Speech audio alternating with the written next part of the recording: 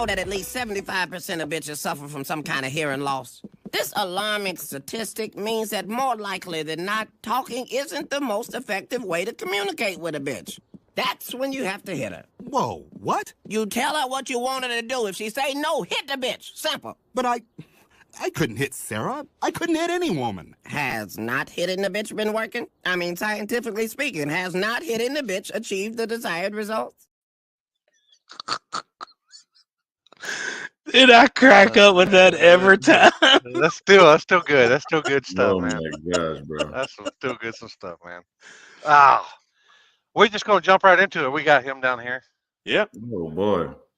already, What's up, everybody? Real quick. and the chats are already kicking.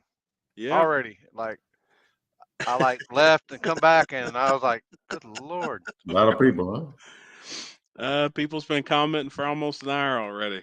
Well, I just shared it in a couple places, so we'll see what ends Appreciate up happening, man. Appreciate it, man. Appreciate it. How y'all doing? We good. We're good, homie. G2. Yes, sir.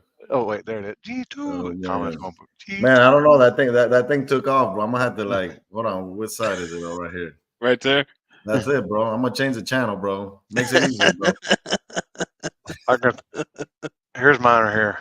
I'm gonna go. I'm gonna play the piano a little bit for you guys, man. I wish I had the little audio in the back. It's not tuned. It's definitely not tuned, bro. So we can't.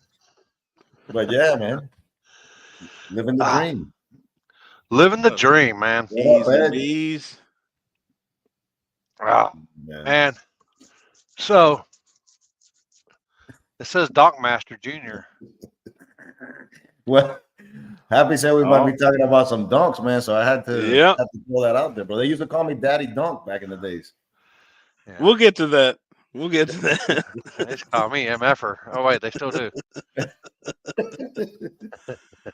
Oh man. What's up, Ryan? That's awesome, bro. Dalton. So everybody's in here. So you're a Floridian. A true Floridian, yeah, true Floridian. Born and raised. Florida, never left anywhere all my life. So true Floridian. True Floridian, true. That's G2. But you're looking for property a little north, right? Yeah, man. I got Tennessee, North Carolina, or Kentucky. It's gonna be in there somewhere. This is where I'm looking at right now. I'm trying to find a spot. Don't want too cold. Definitely don't want this heat that's over here, but just good enough to wear. I could wear my jackets, man, and stuff, man. I don't get to wear no kind of winter weather over here. Right. Man, I don't know. I don't, other than like, the coast on like some of the coasts that it's like nice year round. So like San Diego weather, I mean, it's like perfect. 60 to 80 degrees year round, and really, yeah, I mean, but it's so far away from everything. So far away, and then the price of living over there. Of course, you're used to living with old people. You're from Florida. Yeah, we get the snowbirds coming here. I remember the first time I told my wife about the snowbirds, and she's like, "One's in the chat already." Yeah, she's like looking through the trees and stuff. She's like, "Where are they? I can't see them." I said, "The people here. You see all these license plates and stuff." That's good, bro. Damn snowbirds. Oh, man. White Pants in the house. White Pants. What's up, Samantha? Oh, everybody's here, man. That's what's up. What's up? Snowbirds are the worst. I hear you, Mike. Pop me kettle. Right. Where's he at right now? Oh wait, he's in Florida. Yeah. I'm here. You see, it's sunny outside. No, Mike's in Florida. Mike's down there too right now. Mike comes down from Canada. Spends. Mike's hanging out, man. We're planning to do some collab videos sooner than later, man. Hopefully, I mean, we got a no prep this weekend. Yeah. It'll be a goodie. Yeah. How far is that track from where you're at? 30 minutes. Oh hell, that ain't bad at all. Oh, man. Yeah. You got a track that's 30 minutes away from you. Yeah, you can come and crash over here next time, man. When we have you down here, we'd love to have you down here, man. For sure. Hell, we used to have a track that was like 20 minutes, and I used to have a shop like 2 miles down the road from there, and it went belly up. Went sour? Yeah. And then we had another track that was like an hour away from me, and it closed. Now we have here is like the Motorplex and XRP, and they're all like an hour 15, an hour and a half away from the house. And the gut. Yeah, I definitely would like to have them The to gut's see like my- 45 minutes. Yeah, that's probably But your they're only closest open. track, ain't it? Yeah, but they're only open like Thursday and Sunday. Yeah. Unless there's something, unless they're doing an event. But that's all they want to open is 2 days a week, which I don't know if I can handle the gut more than 2 days a week. Well, I'm gonna let you guys know something before we get any further with this, man. This is like a bucket list right now. What's happening right now? Yeah. I looked at you guys for a long time. Never in my wildest dreams, man, did I ever think that I would be on this show. So to me, this is like a bucket list, like surprise. And then when I saw that you guys, had taken a little break, I said, man, it's never gonna happen. And now today, like it's like this to me, bro. It's like the pinnacle, man. So I appreciate Right it, man. Thanks, we man, appreciate you coming on. Yeah, we appreciate it. I'm the world's worst. I was like, oh shit, it's fucking Tuesday already. Shit. So we never can think of anybody. I never did. I didn't do nothing yesterday because I got busy, and then by the time I was going to do something, I didn't know if anybody did any street stuff. yeah. I guess I could have brought Mike on with H-Town this weekend, but I didn't even do that. I said, message Victor. See if he wants to come on tonight. It's perfect, bro, man. it was like I was actually working on the dunk when I hear the phone, started like vibrating, and I'm like, what the hell? Let me see who it is. And then it was Limpy. I was like, man, for sure, bro. You don't even gotta ask, bro. I'm gonna hop on this for sure, bro. So hold on one second. We're going. It worked out. And the comments. What she said? Now I'm not getting no donations, bro. Damn. They say I got a baby grand piano back there, man. It doesn't work. Oh, she didn't like it? I guarantee she did. I guarantee it. The old lady's already asked me. She goes, do I need to get the machete? Right. And I said, for what? She was like, who you got on tonight? And I said, Victor. She goes, do I need to get the machete? I said, no. Not Victoria. She's like, Pizza Hut's calling your phone again. I'm like, don't answer it. That's spam call. Man. That's a spam call. Wow. I'm kidding. Wow. Kid people. I joke. Smoke them if you got them, people. Yeah, Matthew, we will be at PRI on Thursday. We'll be there all weekend, man. Yeah, man. I'm trying to see if I make it up there. Definitely, I want to put that on that's a bucket list place I want to go to too. You've never been? No. Oh That's, man, you that's got a good to. time. It's a good time. It's a lot killer. of walking. We just find a place to chill and then just sit there and BS with everybody when they walk by. What's up, Robert? Really? Man, I mean, we do. You can walk it. You can walk it and see everything you want to see in one day, but we're there for the whole weekend. So, by the second day, we're just chilling somewhere. It's all the racers, everybody you could ever imagine or want to see is all in one building. Wow. So what do you guys do? And there's some shit in there that you don't want to see, but you're going to see it anyway. Yeah, right. Oh, no. I think we're staying in a room, but then some people stay with Jeff Thomas. He's got an Airbnb, and he's got that blocked off for quite a few people from Wednesday to Sunday. So people that are coming in town, they've got a place to stay. Oh boy! Well, actually, I talked to him this morning, and I got to figure out who all's staying in the house over there. You need to message him, Limpy. I know. This was our deal. Do you know how Jeff is? He said, hey, put in the group chat, figure out who all's coming. Where's Jeff? Where is he? No. I talked to him for an hour earlier. If that lady don't know where he is, then we got a problem. We got problems. Right. That's his sister Warden. But yeah, if she don't know where he is, then we got problems. I can't believe he sold the Ricky, man. Yeah, he's got so many cars though. I think the name White Claw was taken over, so he knew he better sell it before White Claw took over Ricky's name. Wow. Because exactly. None of y'all know the whole story of that, but when he got it, his sister Julie drinks White Claw. That's all she drinks. That's it. Really? And then he brought it home, and she goes, "Oh, it's white. We're gonna name it White Claw." And it's been to me, it's been White Claw ever since. And he told me the story. It's been White Claw ever since. So. Oh, so that's a inside thing. Damn. Yeah. White Claw. Yeah, but Jeff's all his car names are from Boys in the Hood. So. Yeah, that's what I've seen. Yeah. All of them are Boys in the Hood. It's pretty cool.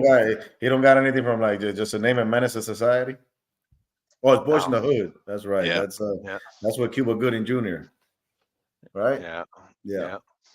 Ice Cube. Lawrence Fishburne. Yeah, that's a classic, man. That's definitely a classic. Yeah, Matthew. Yeah, we'll be walking around all weekend. Nobody.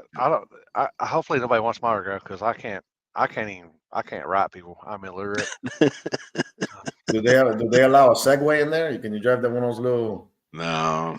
They have them outside. You can rent them, and you can do all the because that's all downtown is. They do that shit. Last year, Julie can attest to this, and Jeff and Ken, Basement Ken. We've almost died. Ken and I almost died heading to there, and then we almost died coming back. In the taxis. And no, in the with the Uber person. Uber, good Lord. And then from Jeff's house to all the way to downtown because it's a straight shot. It's a straight shot. Yeah, what she said. Yeah, that Uber was. Oh, I'm sorry. Oops. Yeah. It's a straight shot, and it's like, I think it's like maybe 10 minutes from downtown, and that's why that Airbnb is a good deal for people. You know, if you're ever doing downtown Indy, an Airbnb, Jeff Thomas, I'm sure he can tell you how to. Anyway, but it's like 30 miles an hour all the way, but it's like got lights and stuff. When me and Ken were on our way there, I don't think our Uber driver, he must have been thinking it was in kilo. What is it? What's up there in Canada where they drive? Yeah, it ain't mile per hour. He must have been one of them people because I swear to God, we were doing 70, 75 miles an hour all the way to downtown. Well, he knew you guys were zone. He knew you guys were into no prep, bro. So he was no prep was racing. Man. And then when we were on our way back, that lady, she almost sideswiped 3 people, and then with us in the car, all 4 of us were in the car. We were holding on holding on for dear life, man. We just knew it was fixing to happen. Wow, it was bad. Yeah, that's pretty wild. Pretty wild for sure. Ooh. Oh boy. Ooh. That was bad. Yeah, Ken can attest to that. He knows about that. 200 kilometers. Yeah, kilometers. I don't know what 30 to 40 miles an hour is in kilometers, but we were doing 75 mile per hour. Oh man! Support your local bull rider. Oh my goodness! That's like 140 though. I think in kilometers. If you're going 70, ain't it like double? I know, but it was 30 miles an hour. But we were driving 75 miles an hour. So yeah. Oh man! I don't know, but hey, did Chris get a hold of you this weekend? Chris. Stripper glitter, Chris. Chris Ling. He messaged. Oh, I didn't know. He heard he said he just realized you had a front tramp stamp and he wanted to read it. Oh my God. He wanted to put eyes on it. What does it say? Thug Life? Is it Thug Life? What it says? It says Louisville. Oh, Louisville. In case I get lost, they know where to send me back. Does it have the K? Does it have the KY too, or no? No. They know where to send me though. KY's on the back.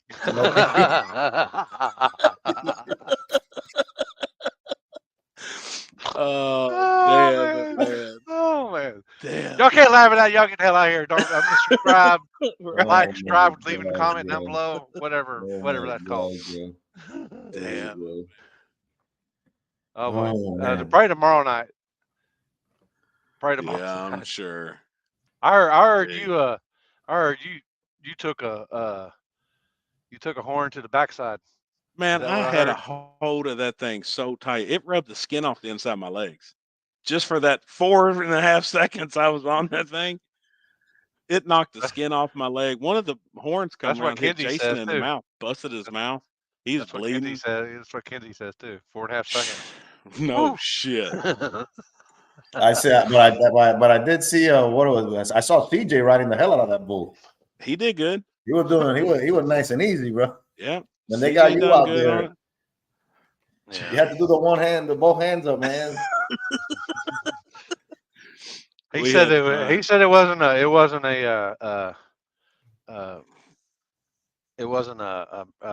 roller coaster ride. What was it? Man, those bulls, they fight you for sure. Right? He Especially said, they can speed it up. They put it Oh, like real crazy. they had that thing on shit like granny real mode. crazy Oh, did they? for the adults. Hell yeah. Yeah, once they go left with it, then they quickly throw right, and then that's where. Oh man. And hardly anybody could make the second turn. Once it would stop and go back the other way, it was over. And then did he have it where you just do it on deal, or did he have the joystick? No, he just hit a button. Oh, okay. And then he could stop it. But that dude, it was wide open. When the kids was out there, it was all nice and easy. I was like, man, that ain't gonna be no big deal. Billy was the first one that got on it. We were all like, holy shit. Because it was on, and I didn't even sign up. That's the bad part. I didn't sign up to ride that bull. They put the guy put $20 in the hat and put my name on the list. Oh, and I was like, who was you that? asshole. Who was that? I don't know. And then Jeff standing beside me, and soon I'm Right, going, Jeff. no, I'm not going to ride it. I was like, I ain't riding it. Jeff said, you ain't got a hair on your bag if you don't get on without no shirt on. So then that's where it comes from. I wasn't even going to get on it, but then I had to. Well, they had a shirt contest. Some other guy didn't have a shirt either. I think you guys were competing with each other. I guess after I did it, then there was a couple other guys that said, "Oh, they ain't gonna wear no shirt." We're gonna let it all hang out, right? Jeez, man. I know, man. I know that will probably Chris. I have a background of your chest on his background tomorrow night. I can only imagine. They're preparing something for sure. Yeah, let me look for it. It says it's on Barrett's page. Did y'all see it? I didn't see it. I'll have to look for it. No, I mean I saw some clips of him and just they had him in some funny movements. It was the movements. If somebody got that on slow mo, oh boy, that's a problem. Oh man. So Victor, that's right, T-Bone. What do you do besides There's Chris. There's Chris right there. Yeah, that's what he's gonna look like when he's reading your Trent stamp on the front. He's gonna go Louisville. So Victor, besides racing, what else do you like to do? Music. Music. Oh, yeah. Shit. Live music. You play any music? Yeah. I play the piano, the guitar, and the drums. Damn. Really? And I sing a little bit, but. Oh yeah. Okay. I used to sing. I ain't gonna try to sing right now because I. Come on.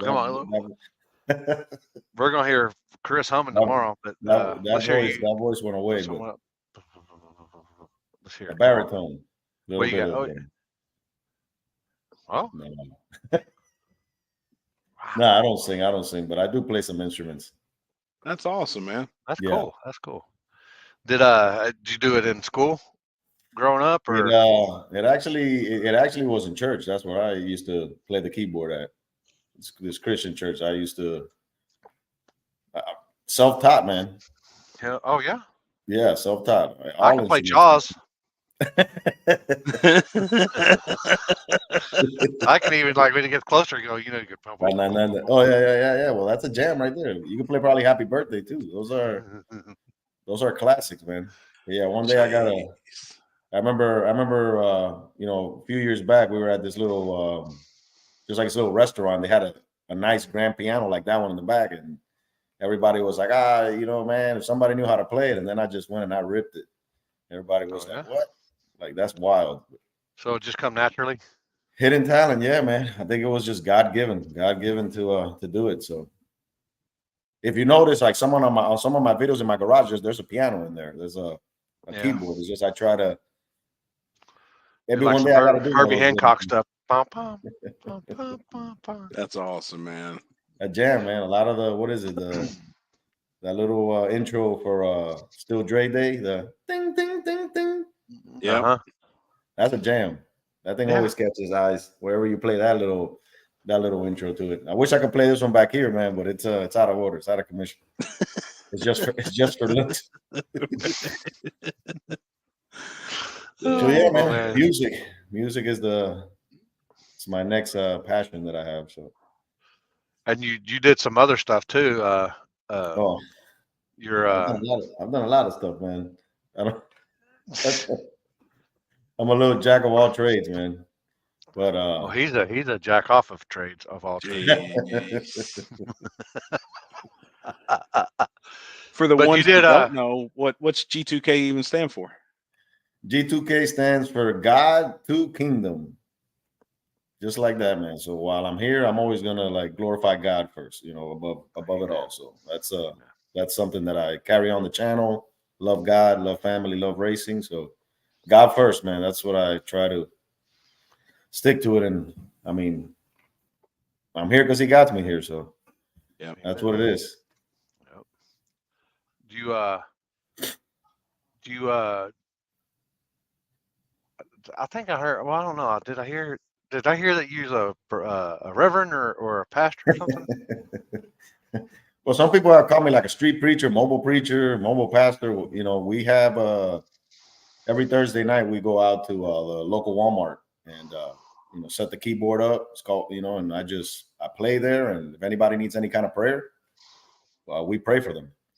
We don't have a building or no kind of church. Everything's just like straight up mobile, almost like live streaming, but we do it in the Walmart parking lot. The busiest place here in our town is basically the Walmart. So we go out there, and if somebody needs prayer, man, we're gonna pray for them. Yeah. What's the old saying? Awesome. If you're having if you're talking about the Lord with more than two people, or two people with more than 2 or 3 are gathered, He's in the midst. Yeah. Then you're preaching. So yeah, you're talking about Him.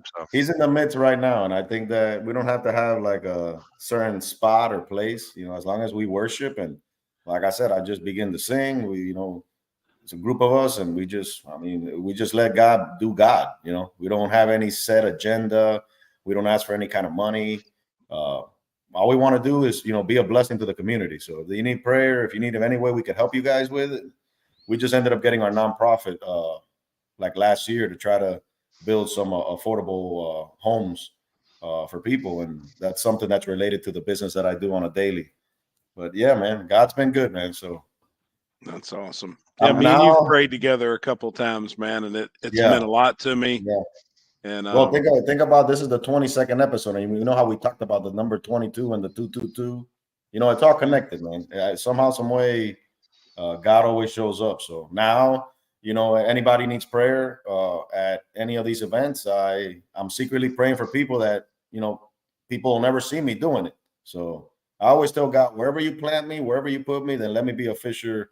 Well, I don't want to say fisher of men because that's the name, but people take it the wrong way. Like, why aren't you a fisher of women? I'm like, dude, like that's what Jesus said, fisher of men. So I'm there for souls, bro. So I know that, the YouTube, the lives, everything we do, it's all mixed in there. But I gotta glorify God, to some extent. So that's what we try to do, and we try to, sprinkle them in there where it's not overpowering and it's just enough to where there's a difference, and people get it. So I'm just blessed, man, blessed. So yeah, I think it's awesome, man. Really pray, yeah. Too late now, bro. Oh my gosh, bro. I'm kidding, people. I'm kidding, man. I joke. I kid. Ha ha ha. It's funny. Or is it? I've seen that they've got a new video out or something like that. Yeah. The gender, or whatever you call it. Gender reveal. Yeah. I don't know. Yeah, Matthew says he needs prayer, man. Hey, Matthew, man, if you're trying to have kids, man, like I believe it. Just trust in God, man, and In Jesus' name, man, you're gonna have them. My sister was barren. She didn't have she couldn't have kids. And one day we prayed, and she has now a beautiful baby boy. It's my nephew, Grayson. He's 5 years old. So power of prayer, man. Power of prayer. No, Yep. I don't know. believe Did y'all watch watch it? Yeah, but I can't remember. What we watching? Isn't he having? Did they have a reveal, the baby reveal? I don't know. Somebody watched it. Yeah, They did. They He's had having the gender reveal. Yeah, he put the S10. His name is Wyatt. Wyatt. having a boy. Okay, all right. Yep, Yeah. he's having a little boy. I didn't watch it. I've been extremely busy this week, people. I've got stuff I've been doing, getting everything in order.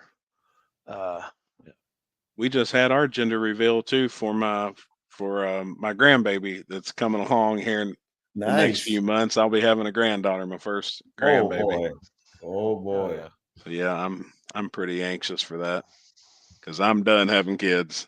So I'm ready for the grandkids, I guess. I was done like 28 years ago.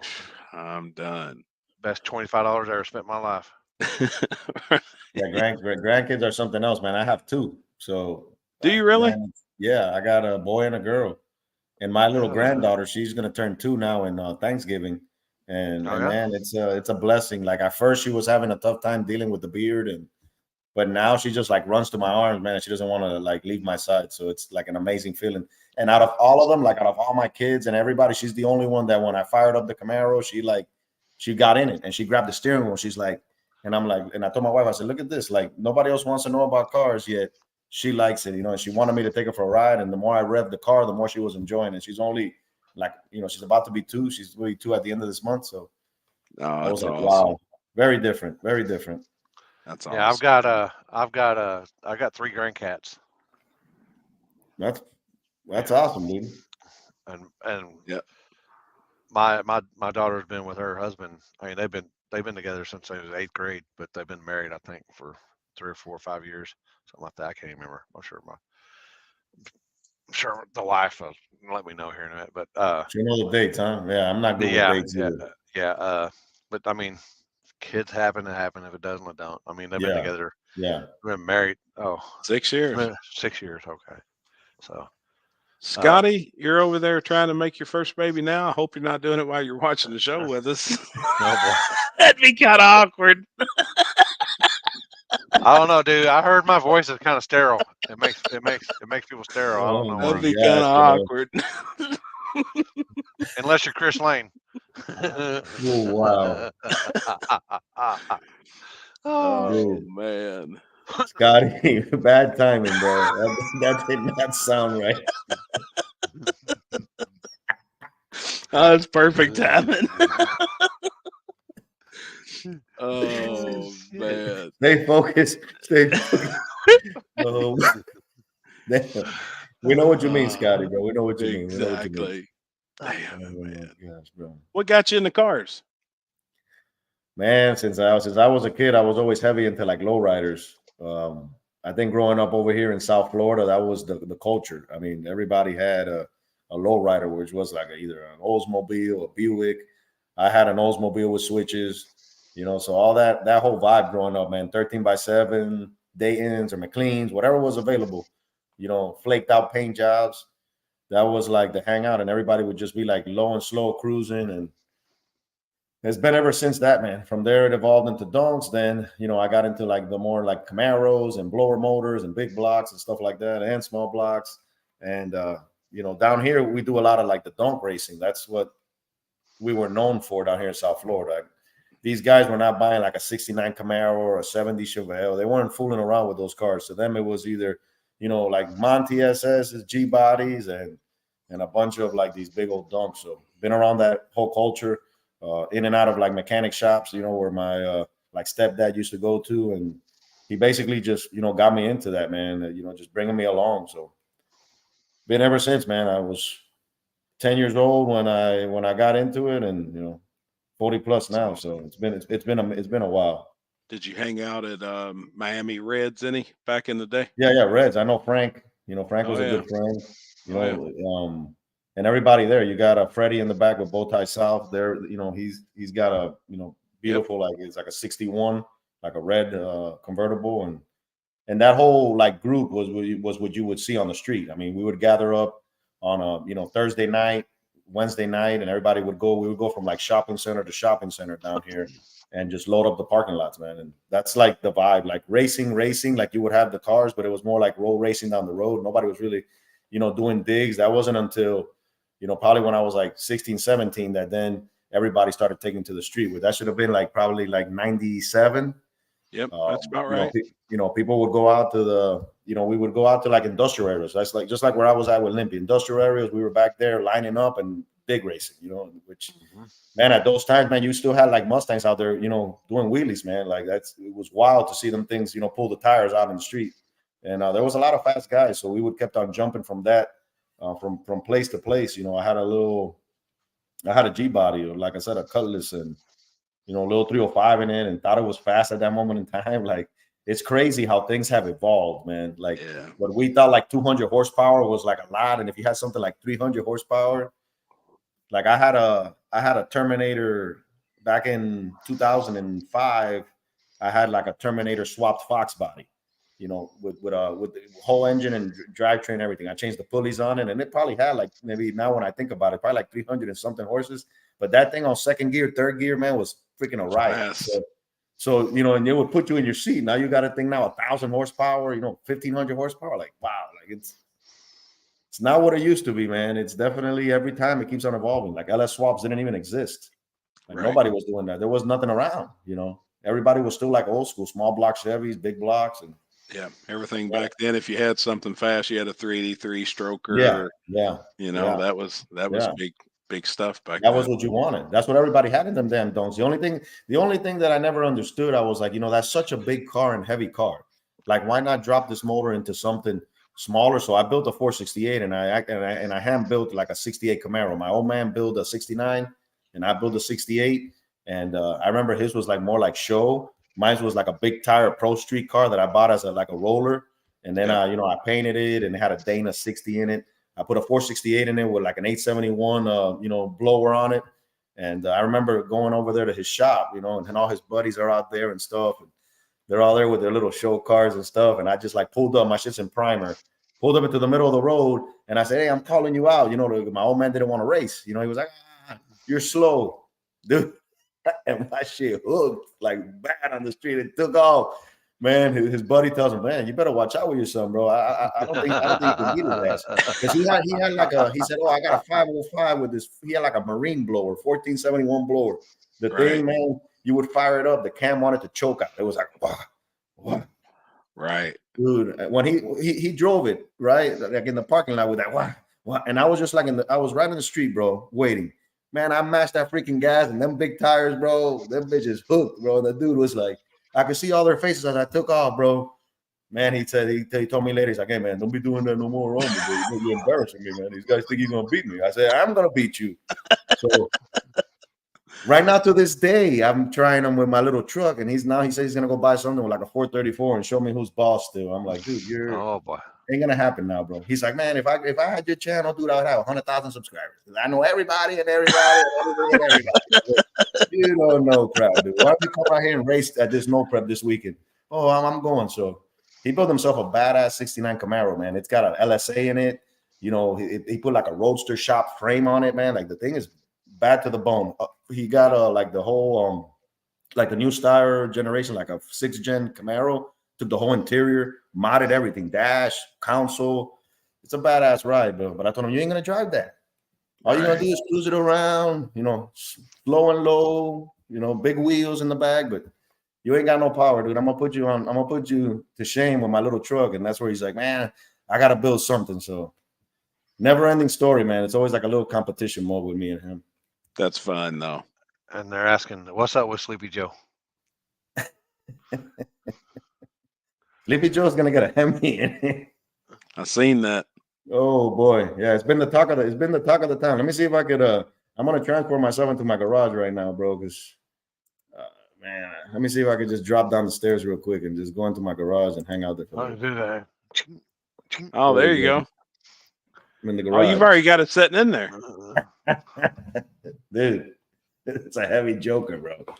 That thing is heavy, man. I actually got ATI that I'm partnering up with, and we're trying to work out. Yeah, it's sitting on some blocks right now. I don't got no engine mount or anything there. I had to drop it in. I felt like, the comments were like real mixed on it. Like, man, it's not gonna work. I said, look, it's to try something different, something new.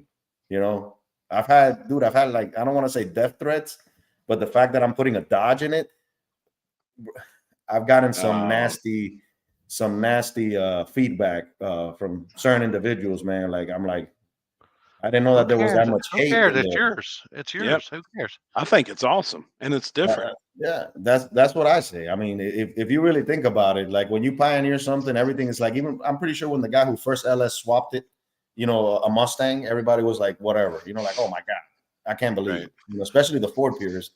And now to see that almost every Mustang has one, and if I wanted to go LS, that'd be the way to go with this. This is obviously a whole experiment that, it's going to have a learning curve, but, it just sounds sweet. A Hellcat swapped S10. I love it. And that whole, never been seen before. It needs mounts. It needs it's going to have a T400 that ATI makes. And then we're still trying to iron out how we're going to do that whole transaction, because they got the whole kit, bell housing, starter in the correct location. So it'll be on the passenger side. They sell you the flex plate, basically everything to bolt it on.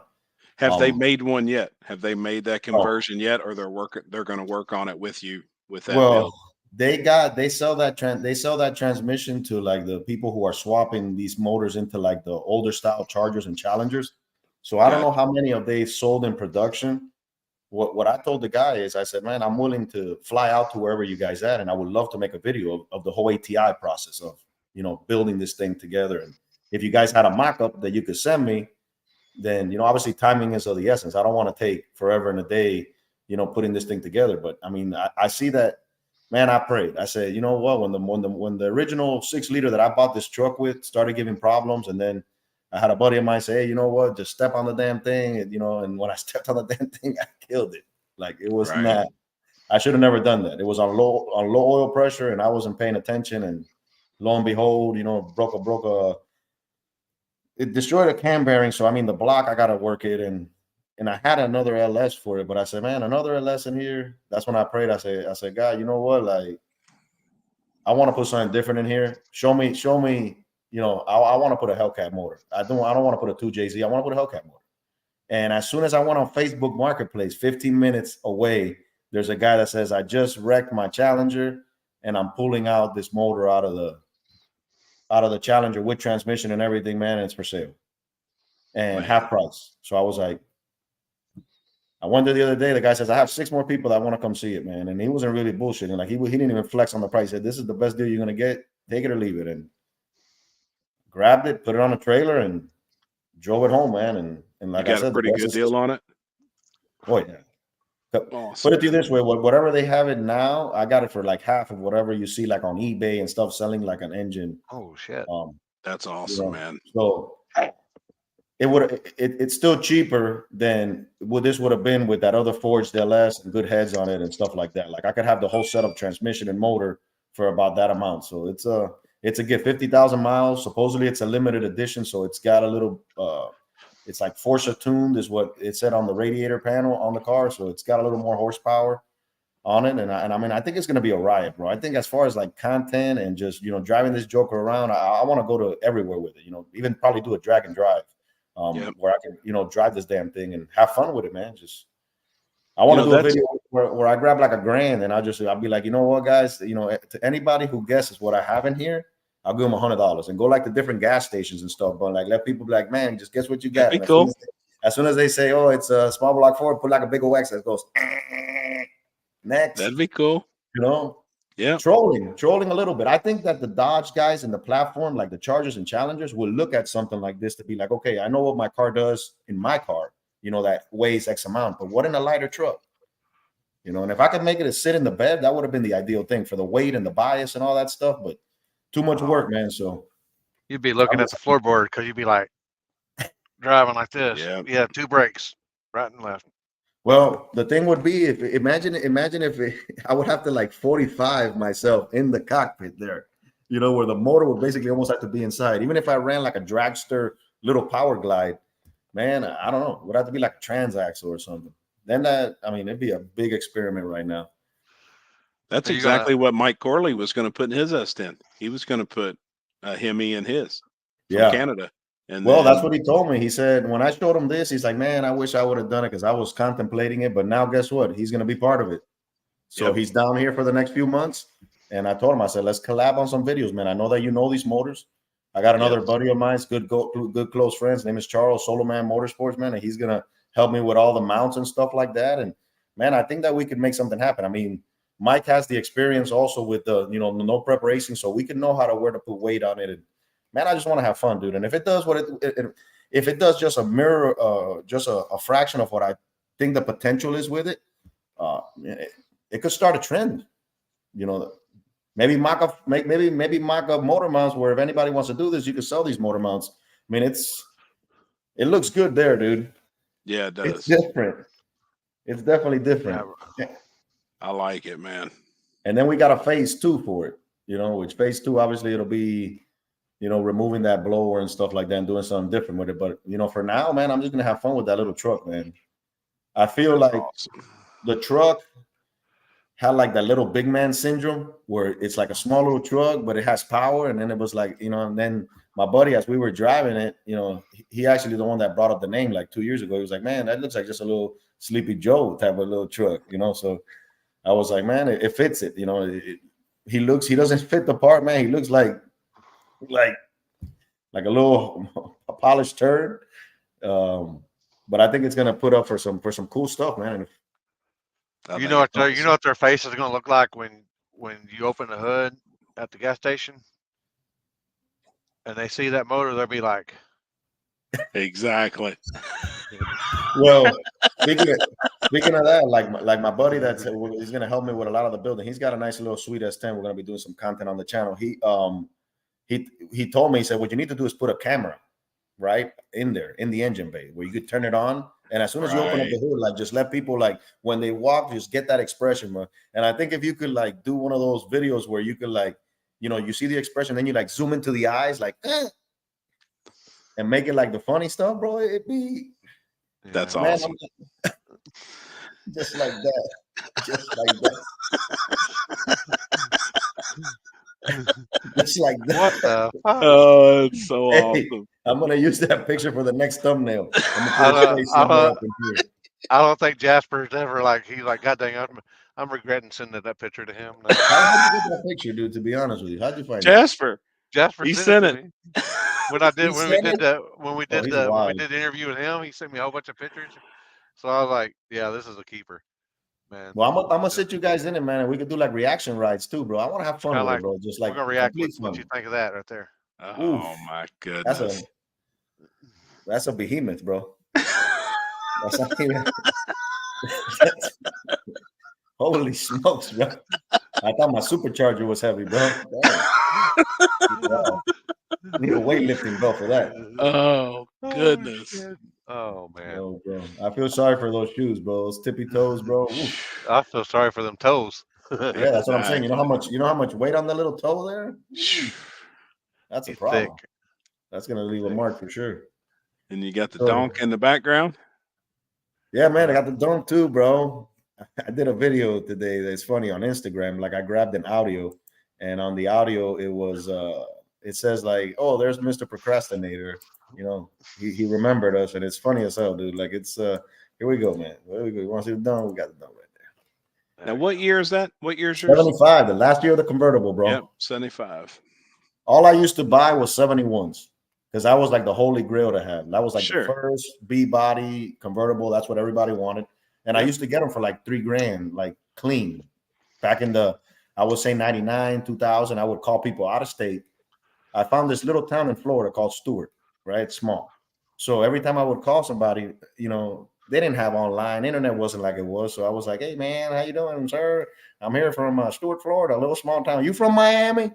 No, I'm not from Miami, sir. I don't know. Oh, I got a couple guys coming from Miami.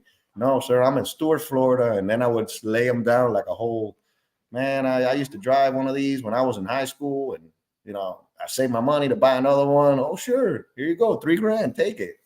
If I say I'm gonna go, I say I'm not gonna touch it. I'm not gonna put no wheels on it. I don't even know what wheels, sir. I love the factory style white wall with hubcaps. What are you talking about, sir? If I tell him I'm gonna go and put rims, I'm gonna rip that motor out, put a candy paint, forget it. Hang up, click. Yep.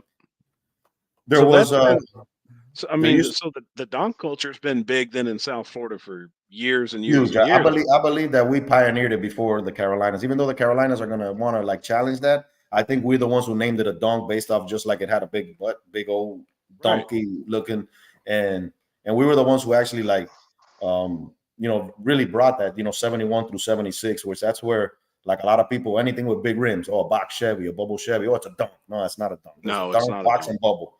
And you got to have that. So Dub Magazine, I remember back in the early 2000s, they were down here and we had like the first cars on 30s, the first cars on like 28s, and everything was done right. Like compared to like what I would see in other states and happening. Like I would look at even Jacksonville, right? Even though it's Florida, I would see them jacked up with these big lifts while we were still squatting them. Yeah, and it just looked, it didn't. What I learned quick, man, I said, you want to squat one of these dongs, grab a Monty, like a G-body coil spring, put that in the back, man, and it squats it immediately. So, and that's what we used to ride. We were like 16x7 Dayton's. That was the vibe. That was the big rim. Then 20s came and then 22s, and the rest is history right now. But I still think that, 26s are pushing it. That's like the max, 30s and all that stuff. I mean, it's just, we had one at our local track this weekend.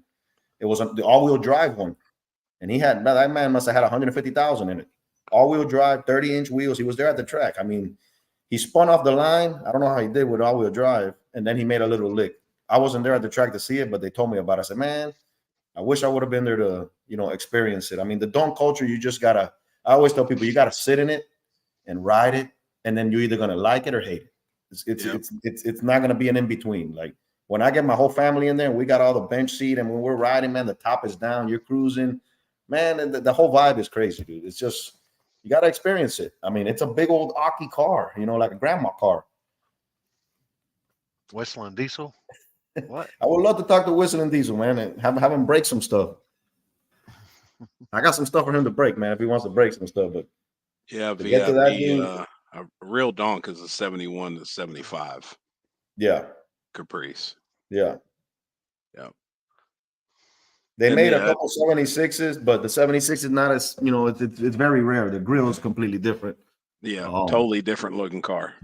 Yeah. So that's what they consider a donk. And they've been a long way, man. Like for the first time, I got to experience, meeting Donk Master and seeing his car in person. I mean, and they move for how heavy that damn thing is. Yes, they do. I mean, he's got a couple of things that I have lightened it up, but it's still a monster, So to see how they boogie on those things and put bead locks on it, and they're racing for a ton of money, and they ain't racing, on an event. They're racing 2 or 3 guys for big cash, like that's it, like grudge racing. They're racing for more than a pot. They're racing for some stacks.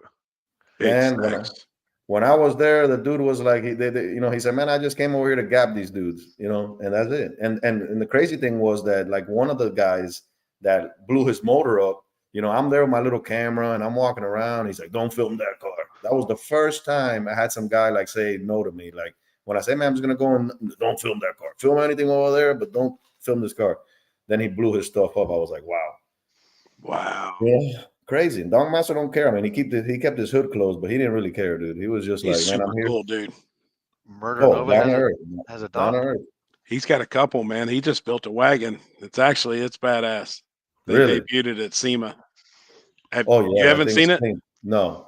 It's like a candy green and everything on it's gold. And it's hammered flat on the ground. See if you can pull up a picture of it. So maybe I thought that was Murder Nova. Yeah. It wasn't Murder Nova? Yeah. Yeah, it's Sean, Murder Nova. Yeah. That's what he was asking about. Yeah, that wagon's actually pretty cool. Got a lot of work. Well, I remember when him and Chief first bought their cars, and I'm like thinking, damn, like they're late. Like we've been on this for a minute already, and then they just, ended up buying them. And Chief bought the hard top, and obviously Sean bought the vert. So then that's what you want. Like I remember if you were in Miami, right, and I could be driving this thing right here in primer, on stock wheels. And I remember going like through the beach cruising it, and you would have all these guys with like full throttle, motor, paint, hard tops, you know, and we would pull up to each other. And as soon as, you know, like the dude would be looking, I go like this, you're dead, because as soon as I hit that button and that top comes down, he'd be like, Chico, man, you got me, bro. Like, I don't care what I got. Like, I would give anything to have that, you know. So it didn't matter what it looked like. And I could tell you stories on that, man, for days. But I remember one time driving one that I had just bought. The guy gave me 20 racks on a duffel bag right at the beach. He said, man, take it. And I just took a cab home. Oh, that's badass, bro. Yeah, that's badass. The wagon's sick. Now Yeah, everything on it's gold. The roof rack, all the window trim. That's as soon as he bought it. Oh, that's as soon as he bought it and he put wheels on it. You ought to see it now. Wheels are different. It's hammered flat on the ground. Him and his old man like did it all. And I mean, dude, they done. Yeah, you gotta appreciate stuff like that, man. I think that if whoever doesn't appreciate, I mean, I know a lot of people that, you know, it doesn't fit everybody, but whoever doesn't appreciate the craftsmanship that people put into these cars, I mean, I'm the kind of guy that I'll appreciate any kind of car. Like, people be like, man, if you put work into it, man, I'm gonna appreciate it. That's for sure. So to see that amount of work, you know, especially on something that you just can't go buy at a dealership, you know, like, it's easy to go and buy a car at a dealership right now. No, like, this shit is like restored. So I see it here. Man, it's bad. But how long have you had the donk you got now, Victor? Well, if I tell you this story, dude, all right. I had the last donk that I had, like, physically, that I bought for like a reasonable price, was like $7,500, was back in 2012. I ended up selling it for like 15 3 days later. Put it on Craigslist in those times, and, you know, people would buy it. Like, there was no sense of like, I see now 32, 35, 40,000, 60,000. Like, that didn't exist. If you bought something that expensive, you were getting, you know, raped. So to me, like, buying one for 20, 25,000, you know, that I would still have to probably paint and put wheels on it, because it'd be just like an original car. But, you know, when you get a car like that, it's always going to have like little rock chips or something. Like, you're going to want to like repaint it at some point in time. So I'm like, damn, I'm gonna be 35,000 into this. Like, there's no way. I'd rather go and buy a Camaro, you know, or something else. Like, I'm not gonna go and spend that kind of money. So again, prayer, man. I said, man, I remember one time when I bought one for $500 in this condition, and I told my wife, man, I remember, you know, when we used to buy them for like $500, like a bucket, and I would put a motor in it, do body work. That's what I did growing up. I worked at a body shop, so you know, body work and paint, I used to love it. So I was like, man, you know, to find one for $500, that doesn't exist anymore. So one day, well, I say, like a year and a half ago, I get a letter in the mail, and it says, your vehicle is in an impound yard. And I look and I said, what vehicle? And it says a 1975 Chevy. Bro, immediately I clicked. I had sold this car 8 years prior as a project. Gotcha. And dude was no longer around. And wherever this car was, the homeowner said, take it. A wrecking yard came, took it, and they got to notify the next of kin to be able to sell it, because they can't sell it without a title. So guess who they notified? Me. The lady tells me on the phone, she says, we got your car, sir, and if you want it, it's going to be like $500. I said, I'll be there right now. And I hauled ass over there, dude, and I didn't care what condition it was in. Got it for $500. Driving it home, bro, a guy at the gas station said, I'll give you $5,000 for it as is. And it was worse than what it is now. I was like, nah, dude, this is like my gift. So brought it home, man. It's been there. Like I said, man, $500 came back to me after, like, I want to say maybe close to 9 years since it was gone. So damn, man, I want one so bad I can't stand it. My stepdad calls me, and I tell him about it, and he's like, sell it to me. I said, I ain't selling nothing, bro. This could stay right here, right now. So long story short, what the plans was for it, I said, okay, I'm going to go and restore it and stuff like that. And then the more I thought about it, the more I said, look, I probably want to do a cool idea with it. I want to, you know, nice motor, transmission, drivetrain, you know, some nice wheels, but I want to leave the body like rat rodish. I want to like pull up and still look grimy and but like just be like, I used to own a rat rod. And I remember going to these car shows with the rat rod. It was in primer. you know, in a couple spots where like Jeff's truck. That's what my rat rod used to look like. And that would get more views and more people talking about that than a fully restored show car that was next to me. You know, I called the damn thing Frankenstein. So you imagine like this right here behind, just, you know, having a nice motor, but still having that little bit of rust pitting little stuff here, like not looking too pristine, you know, bumper still having a couple little spots in there, little hubcaps and stuff, or maybe put the 26s on it. And I didn't want to make it like a mockery where people be laughing about it, but I just wanted it to be like, dude, I'm not going to go and put 100K into this. Like, I'd rather go and buy a house. You know what I'm saying? And that's what I wanted to portray to, you know, to the world. Like, it's not worth spending the amount of money right now on it. I want to go and have fun with it. So if that means, you know, it's going to get a scratch, it's going to get a dent, I'm not worried about it. I'm going to pull up to the hangouts, pull up to wherever they're at. And what I want to do is, like I said, I want to be able to, it's going to have a twin turbo 5.3 in it, but, you know, good cam, good springs, good heads. You know, these turbos I got on it, they were turbos that I bought for like $200 back in the days. No name brand, something called Max Speeding Rod, right? I bought those 5 years ago. They've been sitting like on my shelf forever and a day, right? I end up putting them on the dunk, and then guess who contacts me for like a sponsorship? Max Speeding Rod. They're like, we've seen your videos, and we've seen what you got going on in the garage. Can you use us for anything? I said, well, to be honest with you, I got 2 old turbos that I bought off you guys before you guys were any kind of a company. She's like, well, why don't we send you 2 brand new turbos? You know, like with like nice billet. I said, well, send them. What do you want? She said, well, just talk about us a little bit. And I'm like, hey, you know what? Whoever's going to support me, I'm going to give them that time of day. Like, that's just it. Like, I'm not going to be like, oh man, I'm not going to talk. No, bro. Like, dude, not everybody shows love. And the ones who shows love, bro, imagine, like, I'm going to embrace it. So they gave me 2 brand new turbos, bro, and piping and all that stuff. So they're waiting for me to do a little video. And I'm like, holy shit. That's awesome. You know, they're not precision turbos. They're not, you know, Jose forcing that. But for what I'm doing to have fun, man, like, it is what it is. And I guarantee you that they might work just as good. I mean, no cap or no nothing to nobody who might get offended. But man, if they're going to give me those for free, dude, I'm going to sport them.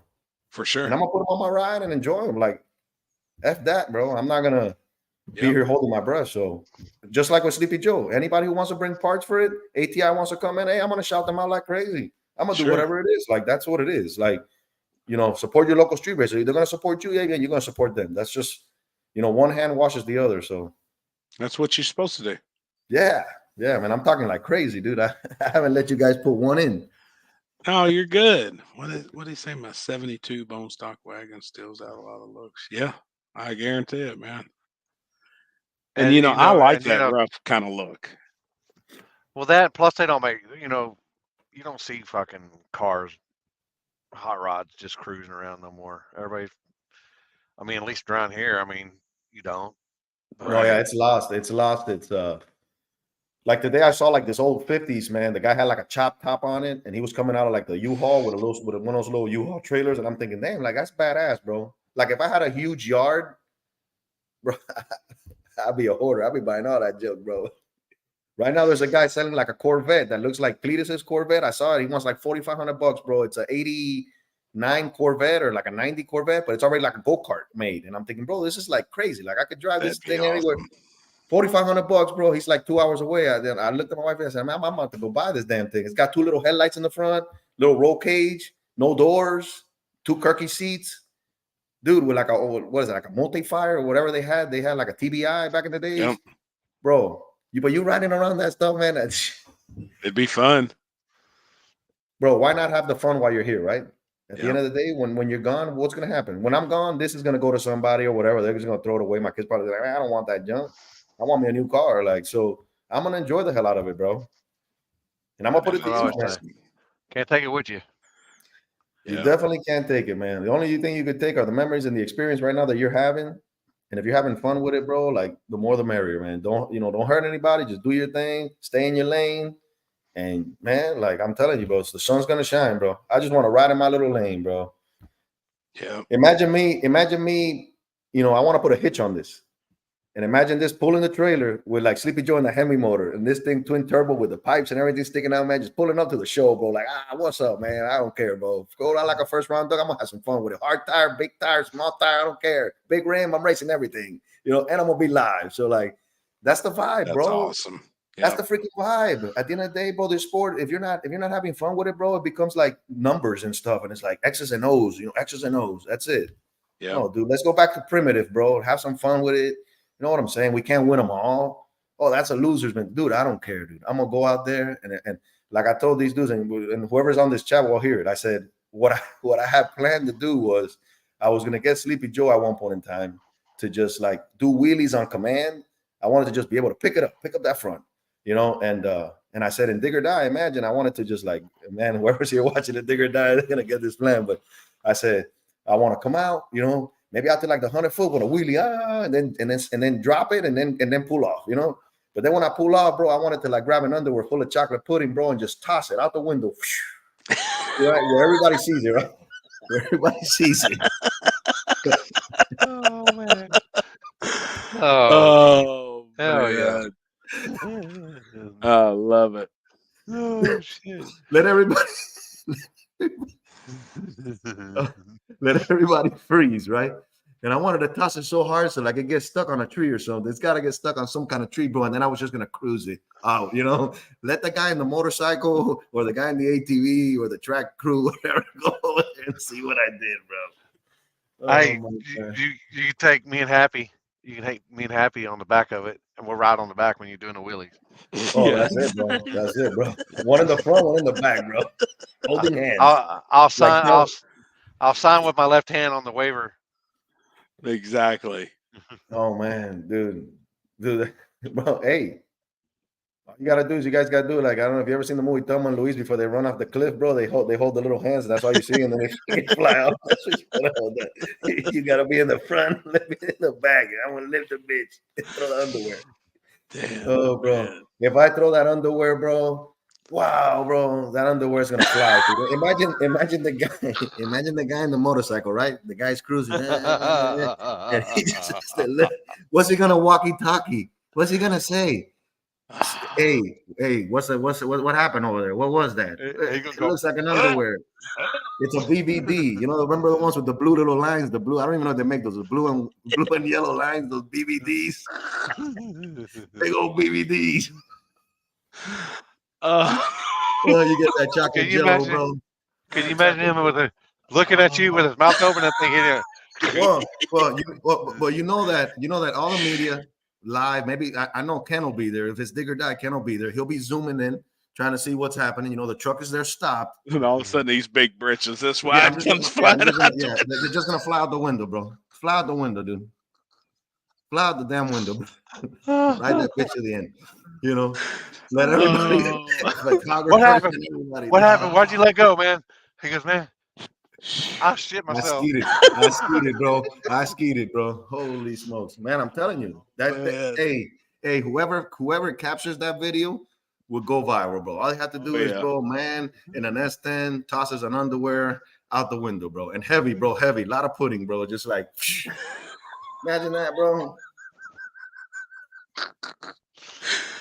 Oh my god, that would be good. That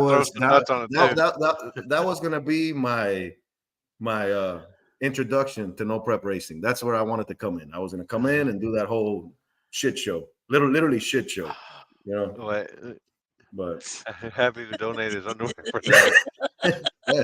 If you're a 48, bro, we need a 48. It's gotta be big. Roll it like a football and toss the damn thing out. Oh my! Hit a tree while you're at it, but hopefully nobody. Right there. That's what you need right there. Bro. Holy smokes, that's what you need right there, bro. Oh boy, yeah. That's awesome. Yeah, well, that's how you get remembered, bro. That'd be an introduction. That's true. G2K came in here, bro, and he shitted on himself, bro. He tossed an underwear full of doo-doo. It's still hanging on the tree. It's been hanging on the tree for 2 years. It's solid. Oh my god, that'd be the talk of the town, bro. That's awesome. I've been known as the no shit prep racer, dude. Damn. But yeah, I mean, somebody's got to take one for the team, bro. That's the only way, bro. Oh my gosh. Speaking of donks, what do you think about Jeff Thomas welcoming donks to Warren Woods? He's trying to get the first one in the spring. I'm gonna show up there, dude. I'm gonna show up with this beater right there, dude. I don't care. I'm sending. Well, I think they're doing. Well, they're doing. Gangster's Paradise. Gangster's Paradise. That's where they're doing like stupid buy-in, aren't they? $2,500 or $5,000 a car Oh man. and doing Yeah, a no, shootout. And I think, was But he trying to he's get 4 or 8? 8. He's trying to get 8. yeah, well, and they'll get it too, bro. They'll definitely get those Yep. big dudes, bro. Like He's Macho, 40 he's got a grand 73. for fucking. Damn, bro. He's talking to the right guys. He's got the word in the right guys' ears, and it looks like it's probably going to happen. No, I guarantee you it'll happen, man. They'll want to be on that big stage. I'll just be spectating. This is not going to go out there. Ain't no $5,000. I need rims. Holy smokes. I think that's really cool though. Yeah. I hope it Why goes not? over. I'd like to see the donks, Yeah. a group of them switch over to no prep. Yeah. That'd be dope. Imagine the headlines on that. Like that'd be Huge. awesome, bro. Because that's gonna put them also because they're used to glue, man, and real glue. So to see them on a no prep, that's gonna be like back in the days how it was when they used to try to run on the street, man. A lot of spinning. Yep. It was a spin fest, bro. Sideways. I remember, back in the days, everybody was like, man, I got a lot of power, man. I go sideways. I said, well, you don't want to go sideways. You want to go straight. But that was the mentality was that, oh, man, I got my power. And I said, dude, you put some 456 gears back there. That thing will spin or whatever, dude. Like, you'll spin out of control if you want to. Like, it's not, you don't need you could have a 300 horsepower motor and spin 26s on with a big ass gear back there. Like, that's not the issue. But, today I was back there, man, fixing the rear end. I put a posi in it. Redid the brakes, all new brake lines. So I'm gonna make sure that it's safe, and then I'm gonna send it, man. I'm gonna have some fun with it. It's gonna have no hood because I can't find a hood, man. I had one. The hood that it came with had a couple rust in it, and it was like dangling a little bit, which I probably could have fixed. But I said, oh man, I'll find another hood, dude. I've been a year trying to find a hood, and the last guy that wanted to sell me a hood, he wanted $2,200 for a rust bucket hood. Good. Wow. They don't exist. There's no aftermarket parts for it, like none. See, I can get you a hood up this way. Yeah, there's still a couple guys. I mean, I see them on Marketplace all the time. Yeah, man, I'll go and get it with the damn RV up there, dude, because I can't find anything. Like the guy that I told me, he wanted to hit me over here for like $2,200, and it was like not in great condition. They don't make it. That's the problem with these cars. If somebody would make, if somebody were to make aftermarket parts for this year, I mean, for the 61s through the 64s, even 67s, they make all of that. But for this, nobody fools around with it. Like I learned back in the days, like the Impala SS. Or like the Caprice bubble, if you cut the floor pan out and you cut the trunk pan, it's a direct replacement of this car, just like the rear end is. So I could put a Impala SS rear end in this with disc brakes and all the freaking arms and everything, and it bolts right on. Oh, from 94, 95, 96? Yeah. Gotcha. So that works too. That was my other option. But man, I'm trying to like really be on a budget, and I want people to still have that nostalgic feel.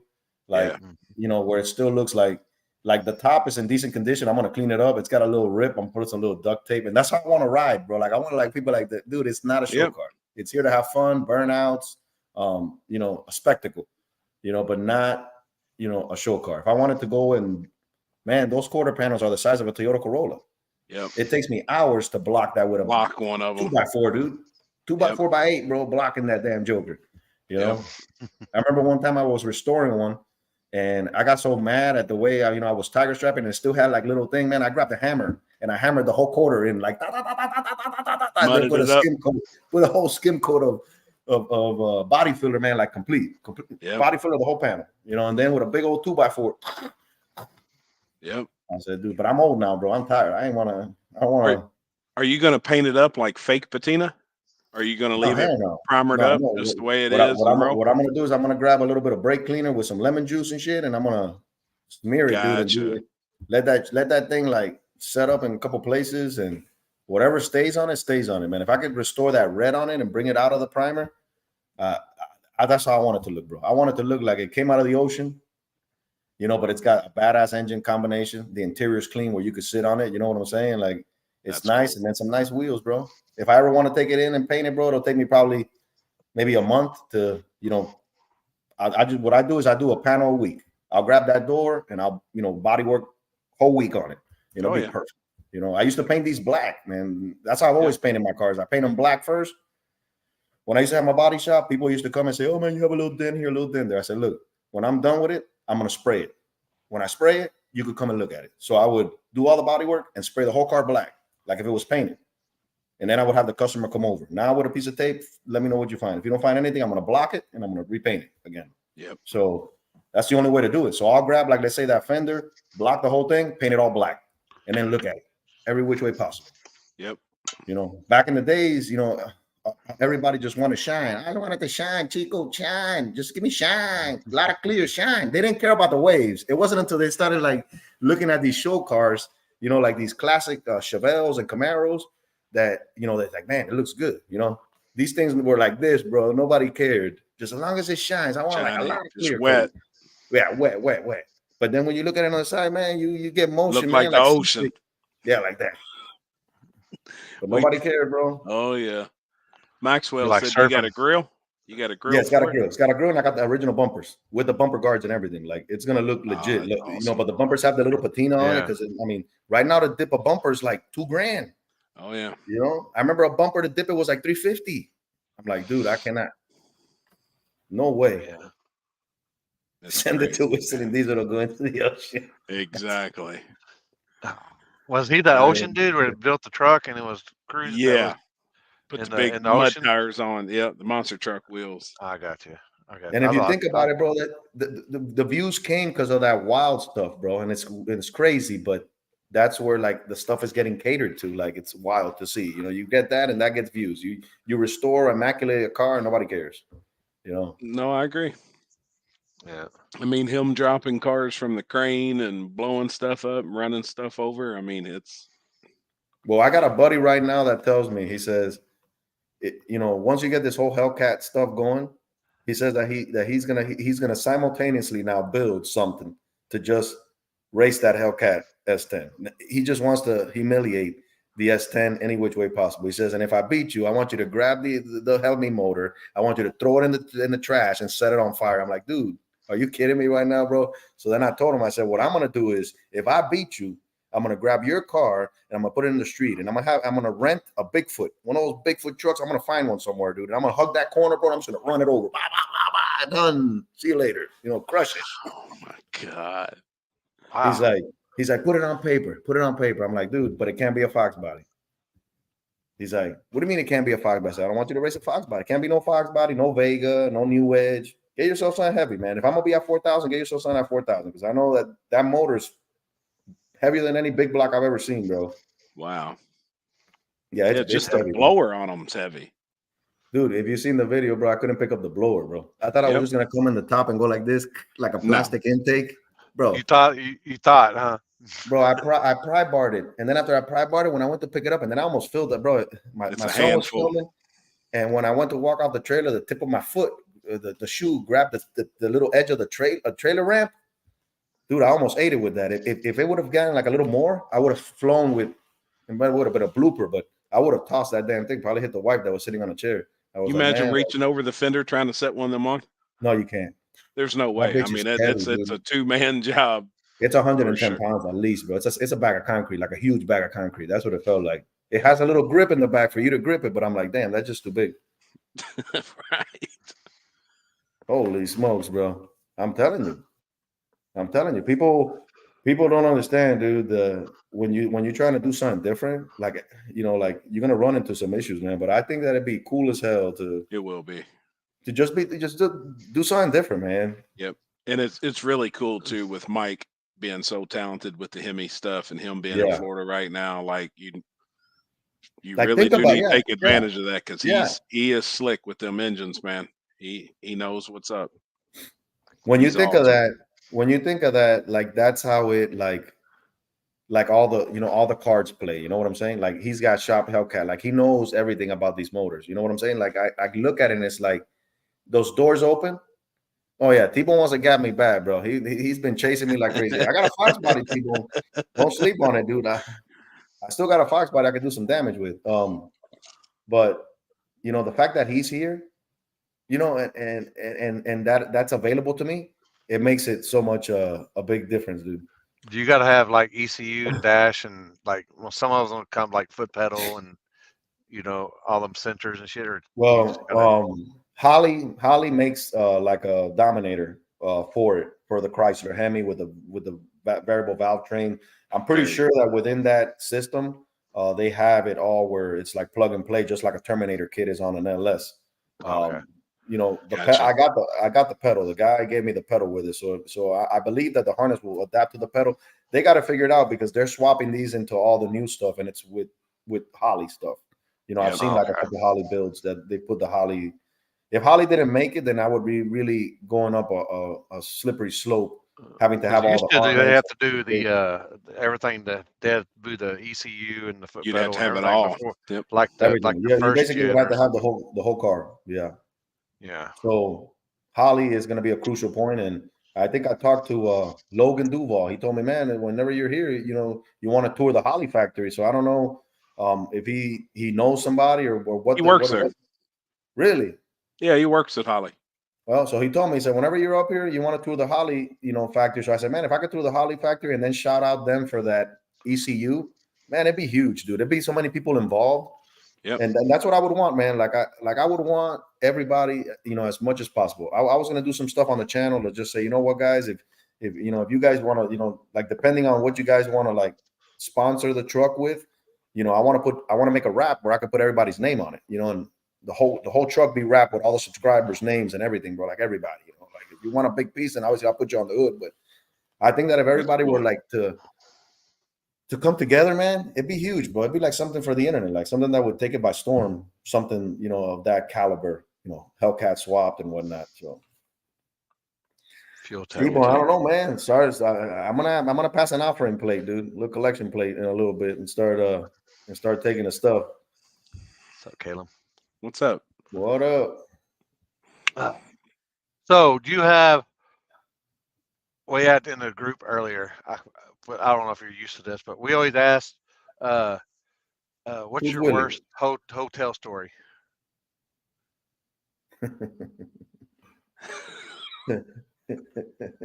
Well, I got two.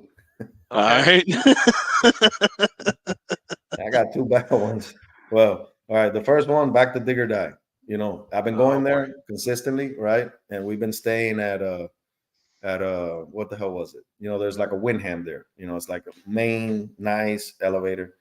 That was a time that I learned to not really stay in hotels that don't have an elevator. If they don't have like an indoor thing where you could go in and function in there, and it's one of those exterior Econo Lodge style, like they have deteriorated themselves. So, one night when I was there with my dad in December, we stayed at the Windham, but driving to the Waffle House, I looked over my shoulder and I'm like, oh man, there's like a quality in there. It doesn't look bad, but it was night. So I drove by. I said, oh, next time when I come, I'm going to try to find that. So I told my wife, hey, the Windham ain't the only option. There's a quality inn, like right down the street. So she's like, all right, sure. Well, I'll book it. Dude. So we make the trip, right? And this trip we made it in the car. We drove. So we're driving, I'm like, oh man, we're gonna make it there. So we get there, all right, check-in. Usually our check-ins, like, we always call, hey, we're gonna get there later. Even the night that I was out with Limpy, I told the lady, I said, man, we're not gonna be out there till late. Please do not ruin my checkup. And she said, yeah, we got room. All right, we get there. When I pull into the parking lot, there's a guy with a lasso. Like, I don't know what he's doing. I don't know if he's practicing for a lasso competition, but he's trying to lasso trees. Rodeo. Yeah. Well, that's what he does. So he's got a cowboy hat. He's in the middle of the parking lot, right? All the lights are like flickering and dim and stuff like that. And it's like, where the hell are we going? And the guy's there like this with the lasso tossing it. And I'm like, I ain't getting off the car. Holy shit. I said, this guy's going to lasso us. This guy's going to throw this lasso and just hook us, bro. So I'm now debating on what the hell am I going to do? I said, I got to get off and check in, but this guy's got me, and he's got the boots and everything on, and he's just like looking. So the boots. Yeah. So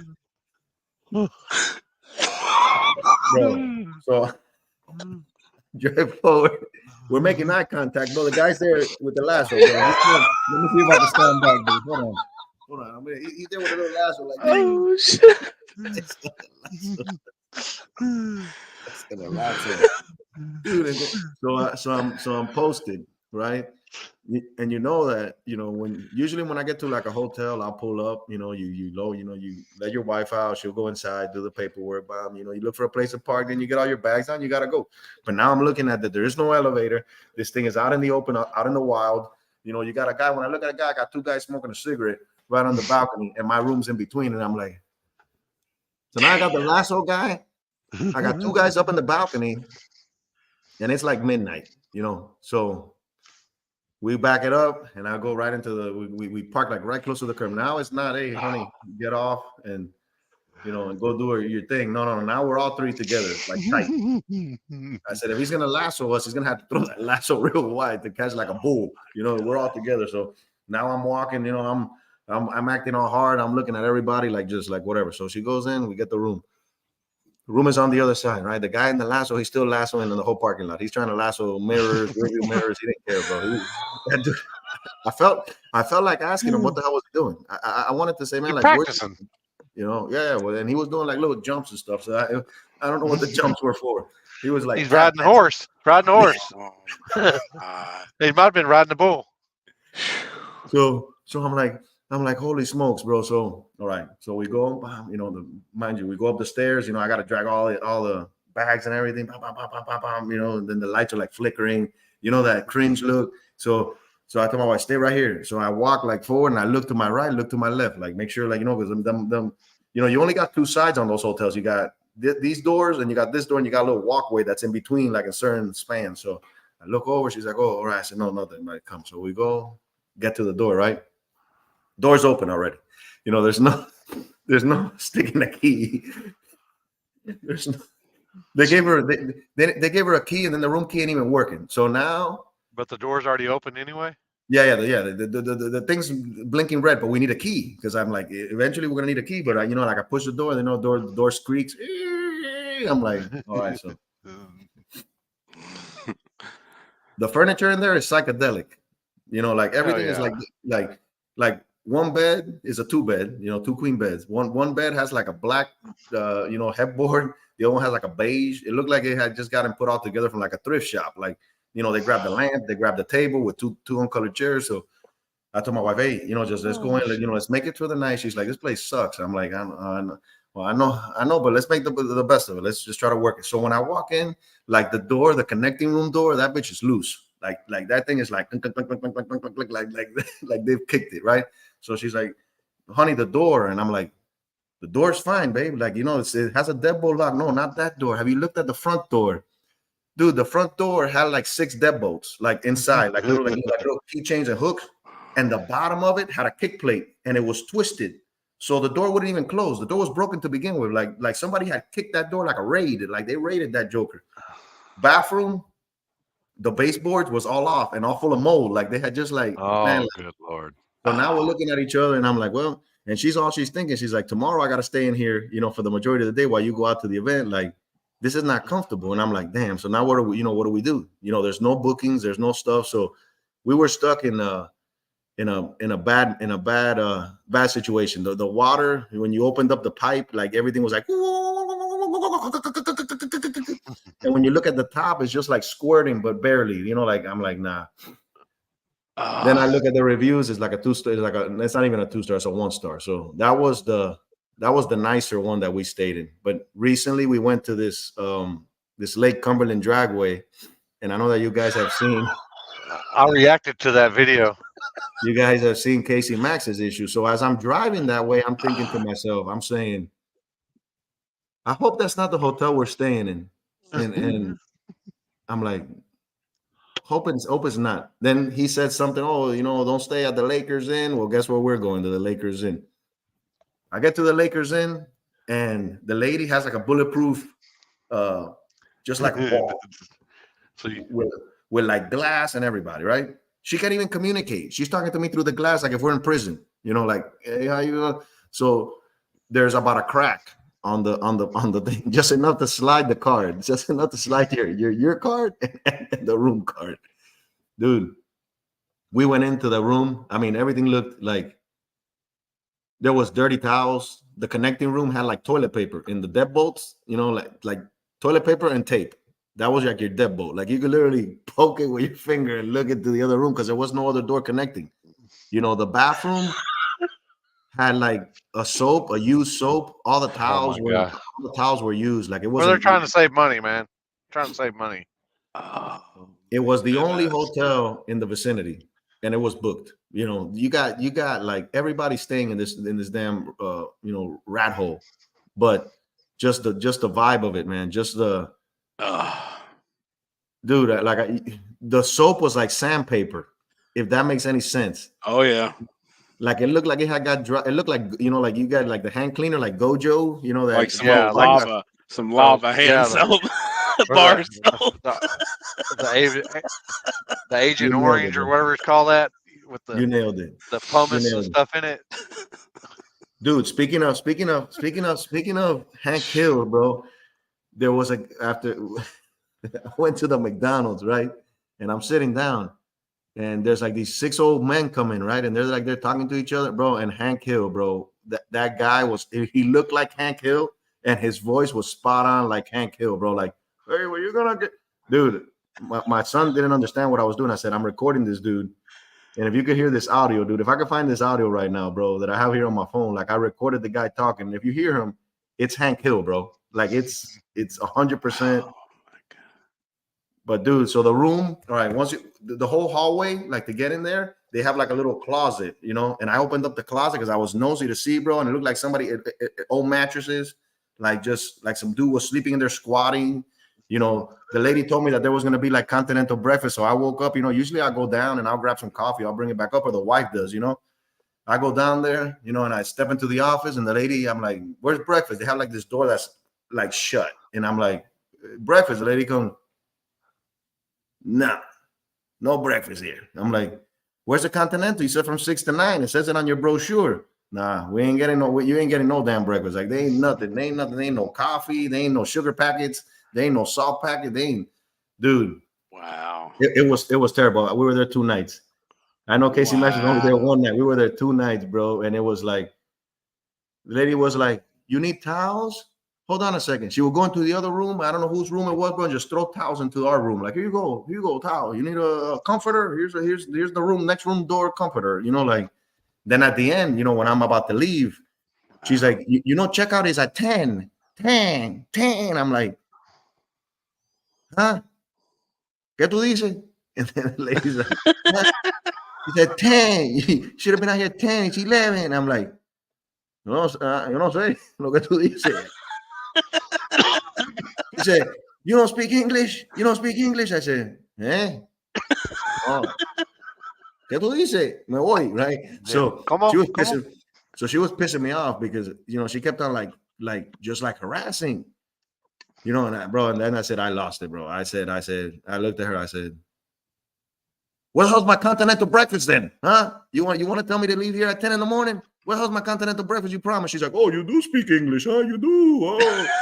I said, yeah, and I'm going to leave a badass review for sure, dude, because this place is trash. I don't like your tone, sir. I said, this place is bad. Casey Max had a snake in his room, bro. They had a snake. And the snake left under the door and disappeared. Nobody knows where the snake went. He said he found Percocets under the thing. There was a room that had 2 random boots out there with 2 propane tanks. They never moved. People came in and out of that room, moved out of that room, and new people came in, and the 2 boots with the 2 propane tanks stayed there, bro, the whole time. I was like, this place is the devil, bro. That's where they're making that get right.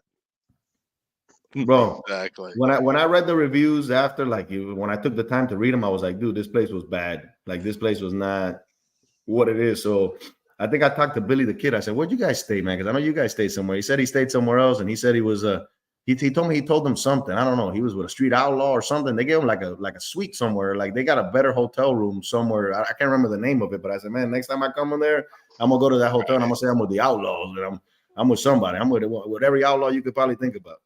The people. No, it was bad. They called it a glory hole. Well, they had a room that would, like I said, when you walk into a room, and that connecting room, dude, has no locks and it's taped with toilet paper. That's crazy. What I did is I went to the room next door, and then when I looked at the room next door, I see that it's all like storage. So I said, well, they have this room for storage, so I don't think nobody's gonna kick this door down. But if I would have told my wife that this door could just open sesame, forget about it, bro. But then we had no choice. That was the only thing we had, man. And then to get the Hank Hill guy at the McDonald's, man, that took the cake. Hank Hill, dude. I gotta find this guy, bro. I gotta find this guy because if you guys hear this guy, you guys are gonna agree with me, bro. This guy is Hank Hill, bro. I'm just gonna put the audio of him when he's like talking. He's like, "Well, I don't know what we end up getting. We're gonna get something." I'm like, dude, is this for real, dude? Oh man. What do you say? Great show tonight. Oh boy, look out! Look out! Oh, what you got? We got child abduction. Hold on, mine ain't Wilmer, going off Texas. yet. Oh man, you Wilmer, got Texas. Where We the got hell's a this? 2007 Chevrolet Tahoe, Texas license plate. Kevin Victor Zebra dash. Oh my gosh, bro! Victim is 10-year-old Hispanic male Ian Aguilar, who is last seen wearing an unknown. His name is Victor. Wow. Yep. What are the odds of that, bro? That is. Wait, his last name with Juan Aguilar. Victor Juan Aguilar. Yeah. Wow, bro. I'm telling you, man. That man, dude, is this guy, dude? You gotta hear this guy. Let me see. No, don't sit there. Watch. I'm telling. Look at this guy right here, bro. See if you could. I got the. Oh no, you're not able to see. I'm gonna have to text it to you, but watch. Let me see if I can hear this guy. Let me see if you can hear him. Let me see. Watch. Where's the microphone here? Watch and see this guy talk. Come on, talk, man. He ain't talking. I'll tell you when he talks. Come on, guy. I got you talking.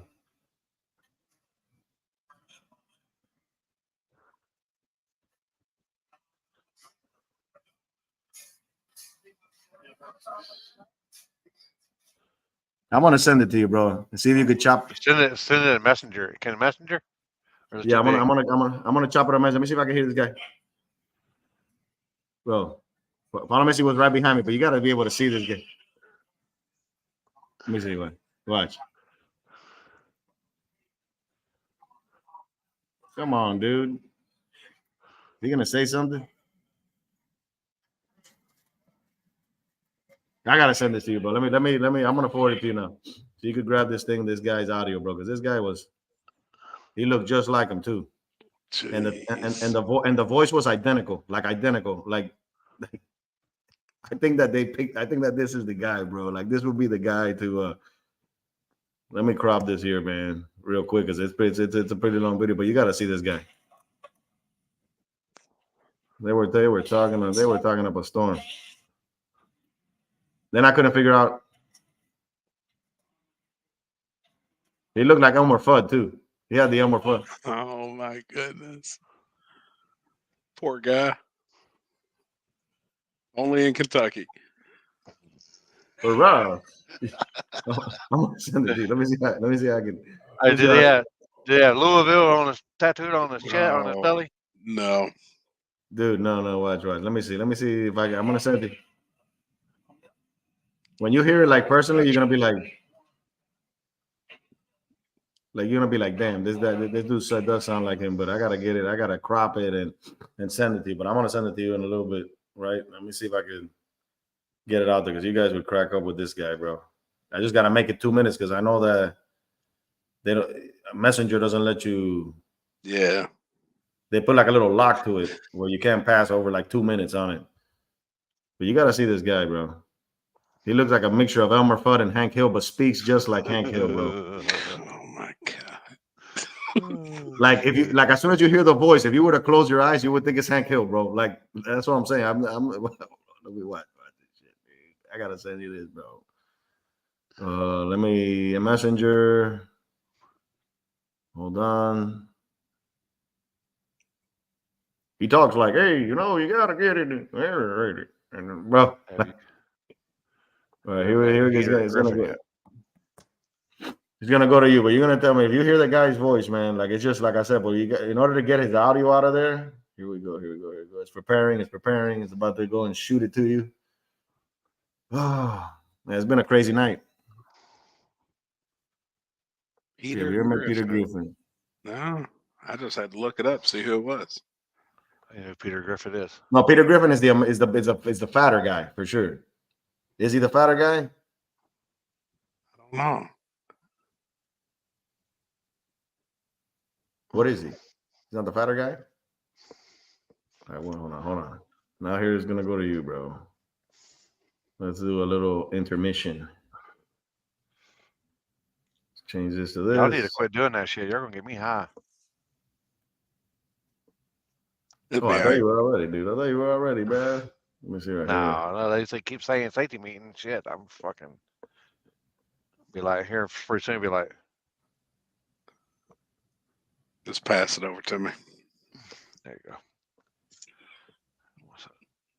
Dude, like, listen to this guy. See if you can get someone to watch it. It's sending now. I'm gonna try to give you the rest of it. I'm just there sitting, and you can see the guy in the background.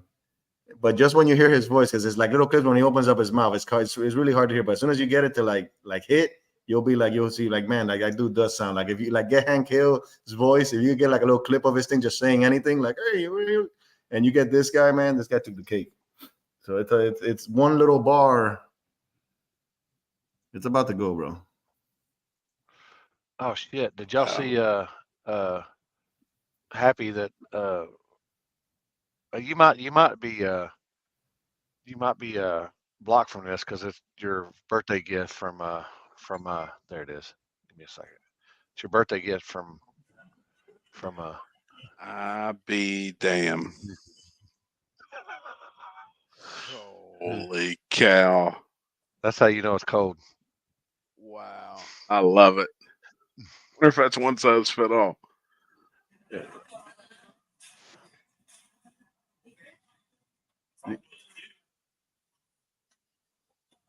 Happy damn.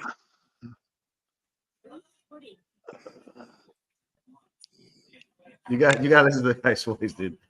Let me see where I got him talking. Elmer Fudd, dude. Easy, Tyler, easy. What do you say? Happy says. Easy. Happy's losing weight, man. Yeah. Where's he at? Where's he slimmed at? Where's that? You on a keto? No, I found out I got diabetes, so I've been on a really strict diet. Boy. Wow. So insulin, the whole deal, but it's reversible. It's type 2. So I'm eating right. I'm down. Well, since early this summer, I'm down 43 pounds. I'm actually in the 200s now. It's the first time I've been under 300 pounds in probably 25 years. Wow, you were that heavy?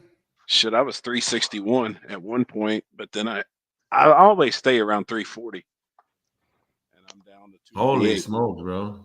Wow. Yeah. I didn't think you were that heavy. I thought you were probably like, 260, 270, like 298 as of this morning. So wow, bro. Diabetes. I'm gonna try. My goal is to get to like 235, 240. Yeah. Damn. All right, we there? Is this it? Oh wait, he's muted. How's he unmuted? Oh shit! I can't fucking.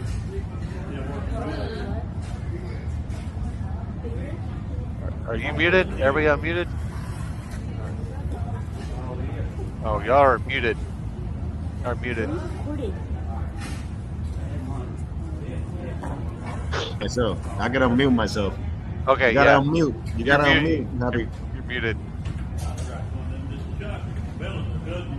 Happy muted. Oh my God, I can hear him. Let me go back. You gotta just go a couple seconds back right there. Hear that voice, but you can amplify. Yeah. Look, darn. Perfect. I'm telling you, it's that good, bro. What?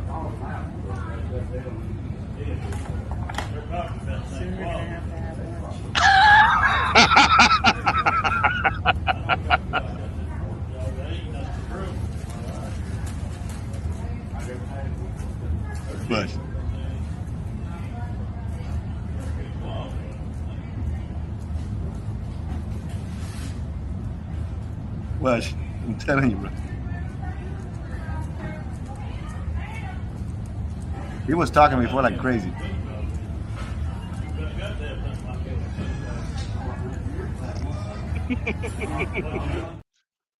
Bro, he sounds like too. He's like, right. He hops to. Oh bro, yeah, that's what I'm saying, bro. That if you put that like amplified, and you get like the both voices. Like I'm gonna see how that. Yeah, bro, it's exactly Tyler, bro. It has to be him, bro. That had to be the guy who said it. Where you go? What do you mean, bro? Like perfect, bro. I was like, wow. Wow, I had to record him. Only in Kentucky, bro. Only in Lake Cumberland.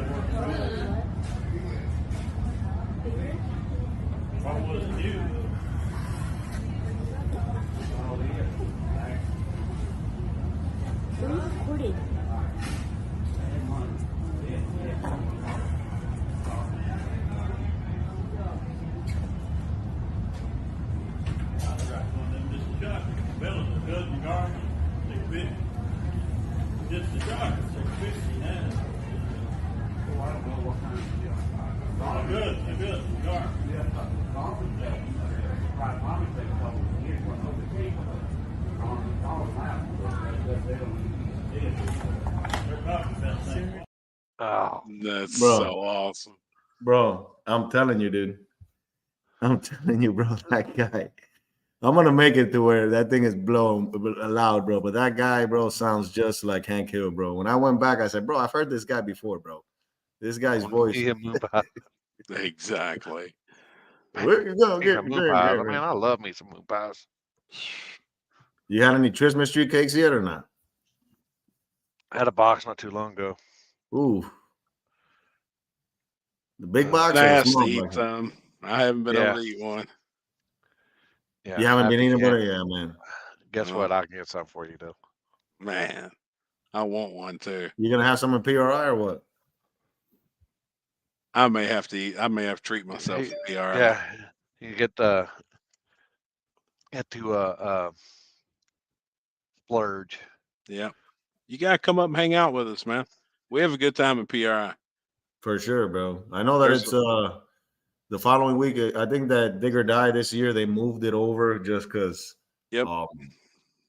I think it was not to interfere with PRI. So PRI is probably what, on the 10th, on the 9th, 8th. Yeah, it's like three. It's like Wednesday or Thursday, Friday, Saturday. Friday, Saturday.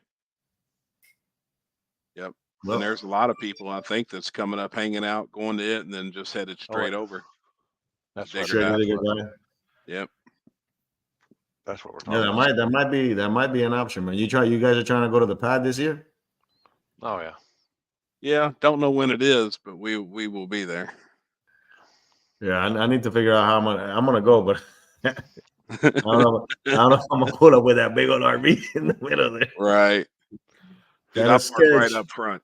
Like we actually had the last vehicle parked on the island.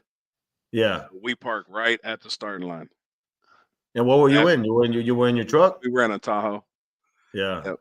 The last 2 years, that's where we've parked. I asked BJ before we get there. I'm like, hey, can we park right here at the very end? Then we'll block everybody from me on down. So they tie, like a caution to our car, so nobody can really be on the other. It's perfect.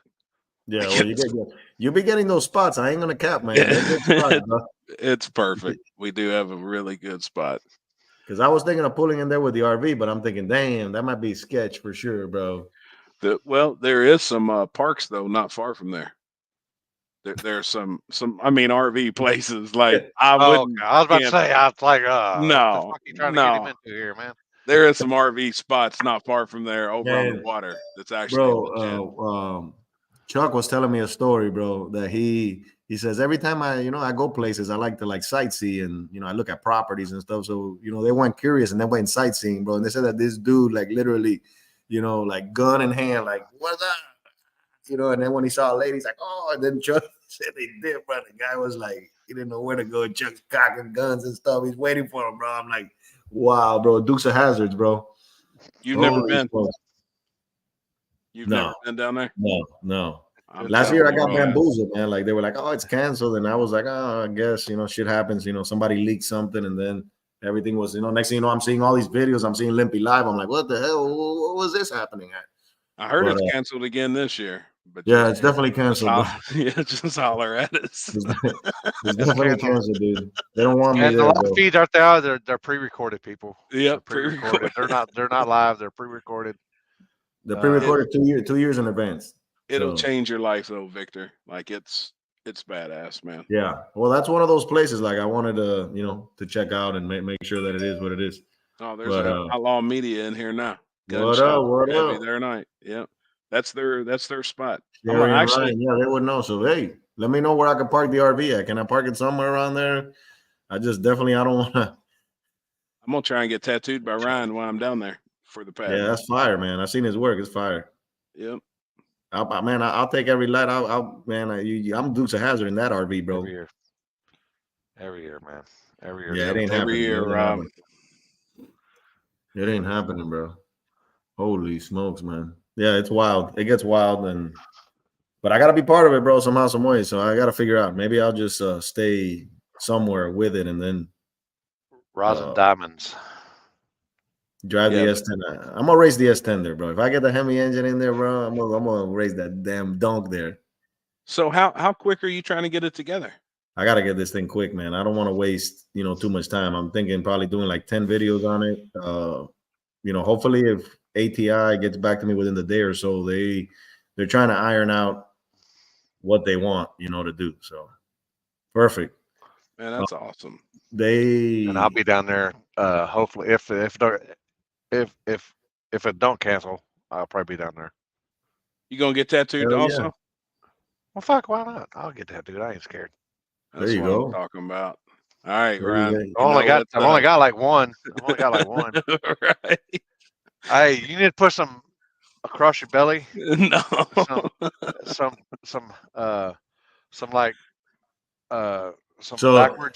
backwards stuff. So when Chris is reading it, you can show him in the mirror. Oh my God, bro. Jesus. And it says, "Don't look down."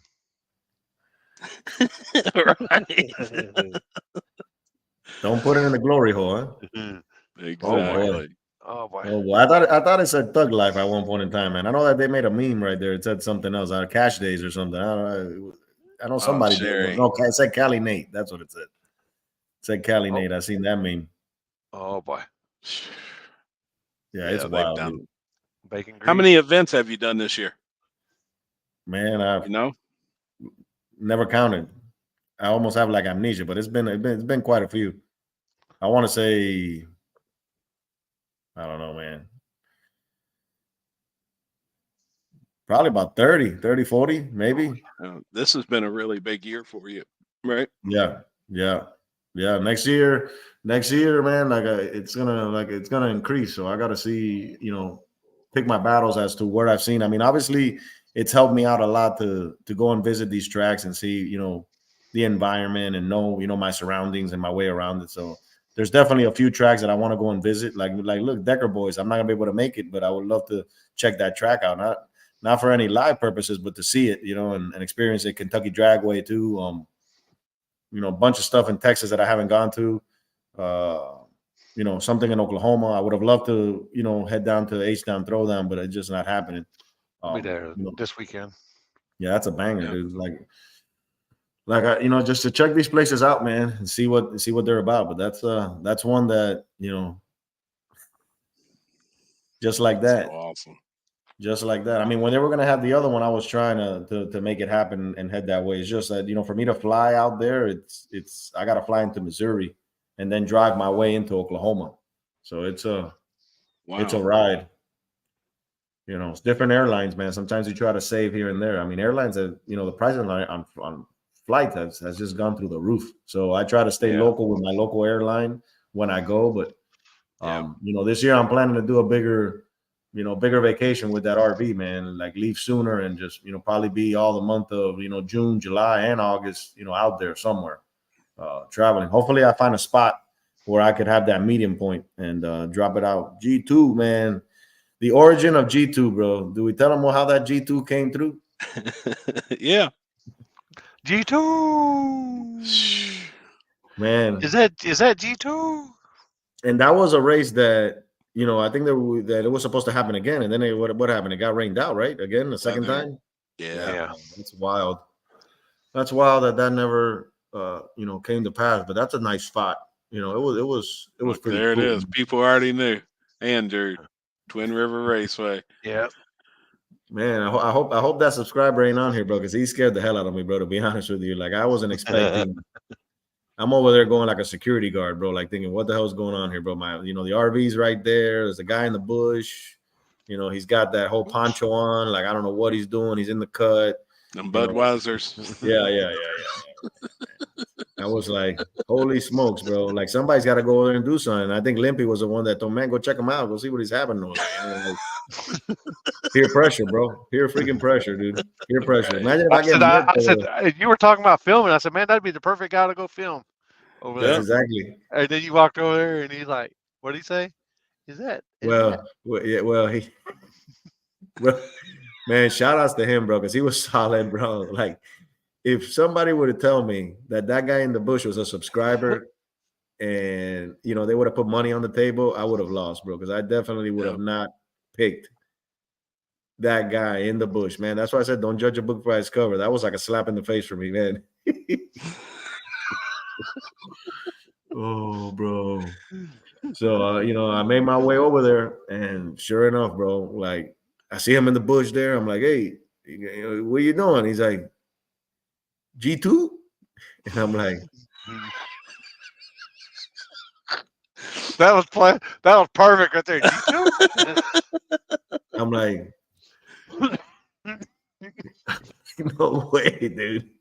Maybe you guys set me up, bro. Maybe you guys sent that guy in the bush and knew I was gonna go out there, bro. Because there was just no way, bro. To be recognized out of the blue, man. And then he's like, I watch your channel, man. I'm subscribed. G2, man. G2K, G2.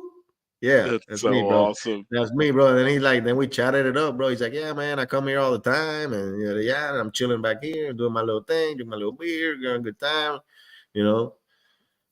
thumbs up. And I was like, wow, bro. Like that goes to show me, bro, that you can never rule anybody out, bro, because you just never know, man. And I remember walking back and you guys were like, what the hell happened over there? I'm like, dude, that dude was a subscriber, bro. Like legit subscriber. Like, I watch all your stuff, man. G2. I'm like, that's crazy. Yeah, man. So I think I sent Limpy a picture then the next morning there or something. I know I sent him something, bro, because yeah, he was still over there or something like that, wasn't he? Yeah, he had like a poncho or something on. Yeah, he rain jacket or something. He hung out, bro. It looked like the guy. You never seen that movie? I Know What You Did Last Summer. That the guy has like that raincoat and stuff. That's all I was thinking when I saw that whole situation. I mean, I said, damn, that's all I'm gonna need to find, bro. That little thing. I know what you did last summer with the damn trench coat and the sickle and the hook, and man, like it's wild, dude. We gotta go see the Whitakers, dude, for sure. I think we all need to make a trip over there, bro. I'd love to, man. I don't care, bro. If one of y'all drive, I'll get off, bro. I don't care. I'll get off, bro. If they try to, I wear a bulletproof vest. Somebody try to shoot, they ain't gonna shoot you, bro. I think that you just get there and say, "What's up?" Hell, we can see Corey. He's just next door. He lives next door to him, right over the hill. Just tell them that the no preppers are going over there, bro. What the hell's a no prepper? We're gonna go over there. Sure, that wasn't Dickel. Right, exactly. I was watching your podcast with 10 Soldiers before we got on here. So your very first event that you ever went to was Dig or Die, right? Yeah. That's how it all started, man. It was wild. Still to this day, it was like one of those. I was doing a lot of local filming here at our local track, and trying to get content, here in town, and I was just like, man, like it just wasn't grabbing any kind of traction, like. And then I started just asking myself, I guess, I said, I feel like, like the world doesn't know any of these guys here. So, why would I want to watch somebody that I don't really know? So I told my wife, I said, you know what, we need to go check out one of these events. And the crazy thing was that the first event that we were supposed to go to was Turbo John's Backwards Brawl, which was right before Dig or Die. It was like 2 weeks before Dig or Die, and I came to the conclusion. I said, what am I gonna go and, I had a Mustang. I said, am I gonna go and continue trying to make this Mustang content and racing these Mustangs and stuff and not getting the views or anything that was happening? And at that point in time, I was like, I'm gonna ditch the Mustang, I'm gonna sell the Mustang, and I'm gonna go and travel. And man, went to Dig or Die, right? First went to Turbo John's backwards brawl. We went on a little vacation. We didn't get to do nothing there. You know, I talked to Turbo John for like 15 minutes. I made a video with me talking to him, but he canceled everything. You know, like we went to this Bushy Mountain prison there, did a little prison video. Yeah, I see, and man. then super and then from cool. there, yeah. I mean, at that point in time, you know, the channel was more vlog style. You know, it's basically what I was doing. I was, you know, going here, going there, and you know, obviously racing was a big part of it. And so I told my wife, I said, we got to go and, you know, check out this Dig or Die that they're talking about. And we went to Dig or Die, man, and the rest was history. I mean, I remember pulling up there. I had my little, you know, G2K shirts on and my little hat, and you know, my wife, you know, we pull up into the place. You know, there's trailers everywhere. You know, cars everywhere. You know, and I told my wife, I said, just drop me off right here. You know, and she's like, what are we gonna do? I said, well, I'm gonna go for a walk in these pits and just talk to people. I mean, it is what it is. And I remember, you know, one of the first person was, you know, Big Screen Racing that I went to, and then I ended up going to Gap Train and talking to Adam and stuff. And dude, I was in my element. You know, I love to talk, and these people were willing to talk. And next thing you know, I'm mingling back and forth. It was in the summer. It was hot, brutally hot, and we went down to where, you know, when they're gonna call small tire first round. And you know, I said, man, you know what? I've never gone live before. You know, I have, you know, 1,000 something subscribers. Pretty sure I could go live here and, you know, not have an issue. And I turned the live on, and my son comes to me and he's like, man, you know, you got about 1,000 people in that live stream. It's like 900 and something. I'm like, you're talking about 900 and something, bro.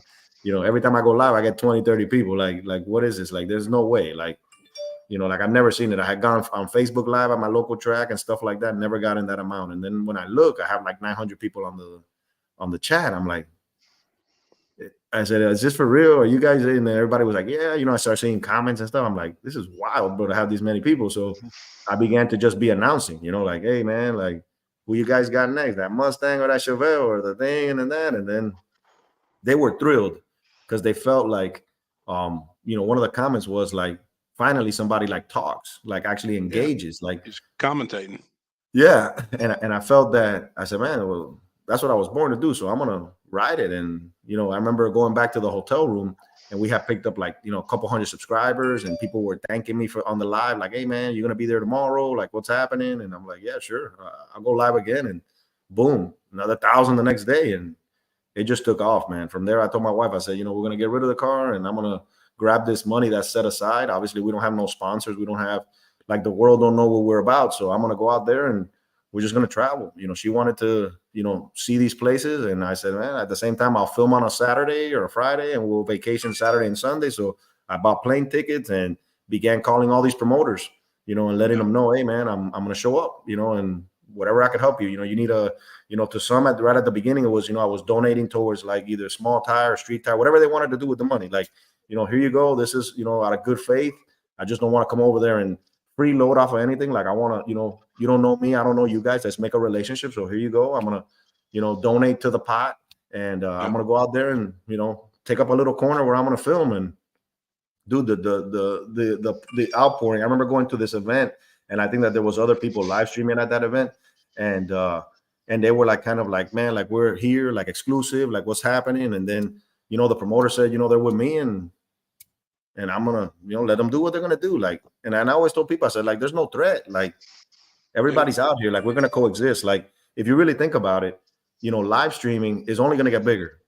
You know, it ain't gonna, you know, unless you go and do a flow racing and you tell these people, hey man, look, like this, I'm not gonna show up to your track. You know, you're like, well, we got another 100 people that will. So it's only gonna get bigger, just like small tires only gonna get faster.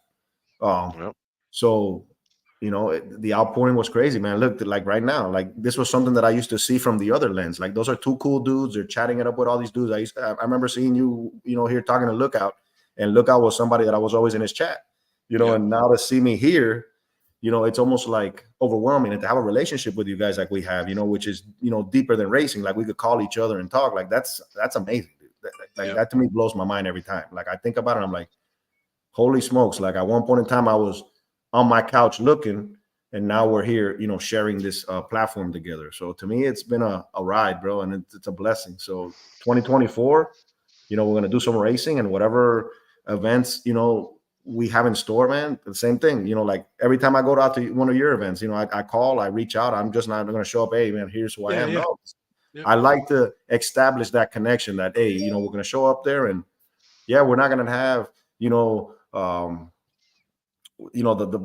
best to give, but we're going to give what we can with what we have. And that's, you know, we're like a run and gun type of thing, man. And Scotty has come on board, has helped out tremendously. I believe he's gonna go to a couple of the races you guys got left up there in Kentucky and stuff like that. And that to me is amazing. Yeah, to see the passion that he has, you know, and how I met him through a moment in time on Gangster's Paradise, which was one of those where I'm gonna tell you a quick story about Scotty. Like when I went to the first War in the Woods, like right after that Sunday, we went to the park. They got Brown County State Park. I took my kid out there, swung on the swings. You know, we ran around. We did a bunch of stuff. This dude pulls up like in this old like OBS truck, you know, lifted, and he's there with his with his son and whatnot. And I'm like talking to him, and he's like, where are you from? I said, I'm from Florida. He's like, man, what the hell are you doing up here? I said, well, we went to War in the Woods. He's like, oh yeah, my cousin's always out there. He lives and breathes and sleeps at that track. And I'm like, for real, who's your cousin? And he's like, well, his name is Scotty, but I paid, at that moment, I didn't pay no mind. The next War in the Woods, that's where I met him, you know. And then when Gangster's Paradise rolled around, you know, we all had that whole shit show with the internet and he told me, he's like, he looked at me and he said, and I said, man, I'm like screwed, dude. Like something's going viral. I don't know, that little G2K short I put on Instagram talking about a procrastinator and all these cars that I don't finish. It's popping now. So man, I got spaced out. I needed to get out of there. I needed to upload a video. It was a little pit tour walk that I had done the night before, and I needed to upload it. And Scotty said to me, man, like, what do you need? I said, well, I need to drive out of here, dude. And I don't have a car. I got an RV. And right now to move out of here, dude, I don't want to be bothering anybody. And, you know, it was raining. You know, the weather was not good. And he said, man, you know, let's jump in my truck and ride. And I remember, you know, riding with him, and we shared some stories as we rode. We rode probably about an hour out, you know, and got service. And I was able to upload the video, at least get it to where it was in that processing, you know, uploaded stage. And then it had to process. But man, it was thundering. It was storming. You know, his truck, you know, like it was struggling. Like we were like, it was like the weather was not good. My wife is calling me saying, hey, the awning blew away. Like, you know, it's making noise out there because I left the awning open. I forgot. Shit. I didn't think we were going to get like a huge storm. The storm hit, you know, awning is flying. So all this stuff. And all I'm looking at is the 3 bars and the little video, like loading. And then I'm looking at Scotty and I'm thinking, man, like, this is a legit dude. You know, he don't know me. You know, the odds of me meeting his cousin. And I remember going back, and then that day I said, look, man, August is kind of tight for me. I got a couple stuff I got to take care of back at the house. You know, would you be willing, you know, to come out there and alive? I mean, I'll reimburse you and pay you and then, you know, do what I got to do to take care of you and whoever you bring along with yourself. But, you know, can you help me? And he said, yeah, man, I'm all for it. Let's do it. And dude's been solid ever since, bro. Solid and with a passion. You know, people say, man, oh, you got lucky with him. No, man, like that's a prayer answer because God knew that I needed that at that moment. And we all know, being in this career together, you know how hard it is to find somebody who's willing to like put in the work for a live stream.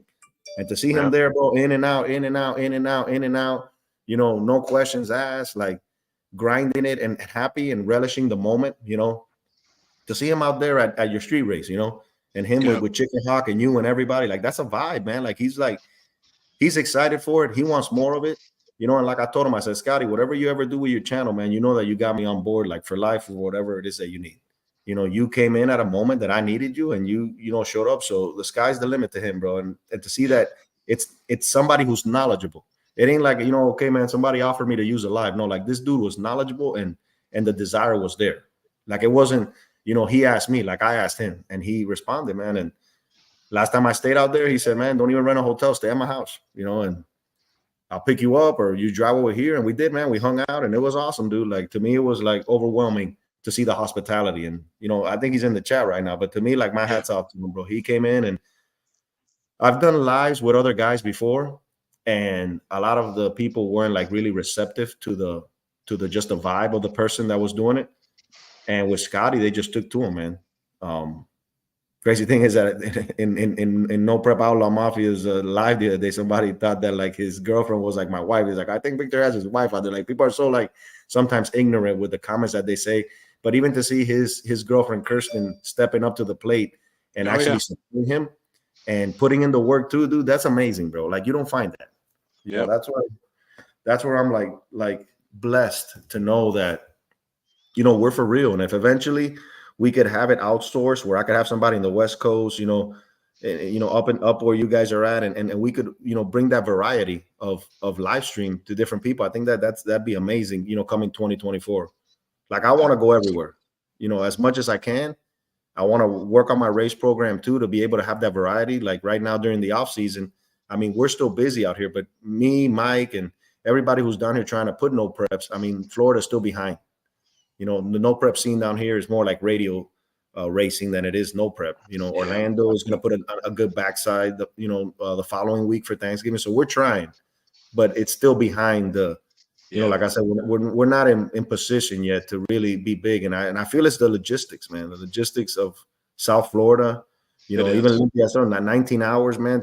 I know what it is to go to Texas. So I mean, 20 hours. You know, all the way to the bottom over here. Mork was over here. I mean, the only positive thing is that there's good vacation spots, you know, during the winter time. But other than that, it's like, it's hard, man. It's hard for somebody to come and drive, you know, 15, 16, 17 hours, you know, to come to an event. Like I told her, dude, if I put a $50,000 free entry event, then people say, oh, and everybody will come around the country. But that's not where I wanted to go with it. Like, it's something where like it's got to develop, man. And I think it starts with the core that's here and the guys that are here. And if the guys that are here start kicking ass and representing in other places, then I think it would create that stigma to get like people to say, okay, man, well, we want to go and race the best. And if they're down there, then that's what we want to do. Right now, it's not happening, man. Mike's fighting like an uphill battle with like a little sword right now, and he's trying to pioneer something. And I'm there for him, you know, and we're gonna try to make the best of it. But it's like it's real new, you know, to the whole situation. So I think it's trying, like Guy just said, Mexico is where it's at in Florida. If you could get a hold of, you know, a lot of them dudes, the street guys that are out there for real street racing, and introduce it to them, because some of them may not know about it, you know. Well, and it's not like, you know, like I've always seen, like if I go right now and I put a post up on Facebook, right? But you guys, we don't have a connection. We don't know each other, right? It's very different, you know, like when you know somebody, and then you realize and you recognize and you're able to, okay, I'm gonna go and support, I'm gonna go and help and stuff like that. But if you look at a no prep that somebody just put a Facebook post, you know, no prep in Florida, but you're not in it with the nitty gritty guys that are actually like moving weight down here, like you say, the street racing guys. Which right now I just got put on with one of the plugs on there, and he hosts a few races, and I filmed one of them down here. But I think that the handshakes, the people seeing you, the promotion side of it, I think is very important, and it takes those like I said, handshakes and friendships to be able to make something happen. Like I would love for there to be like a legitimate racing down here, you know. But backside, Orlando is offering a backside. You know, that's probably the only backside we have. We can't do backside at Immokalee because the shutdown reason is too short. You know, it was an airport and they moved it over, so we got a front side. The front side is like a no prep, front side. But again, the logistics of it, it's all the way at the bottom, you know. So for people to come out here, it's tough. But we're gonna try to see maybe if in February, you know, we could do some more promotion and continue to make something like a bigger event that would. I'm actually going to try and make that in February. I've spoke to Mike about it.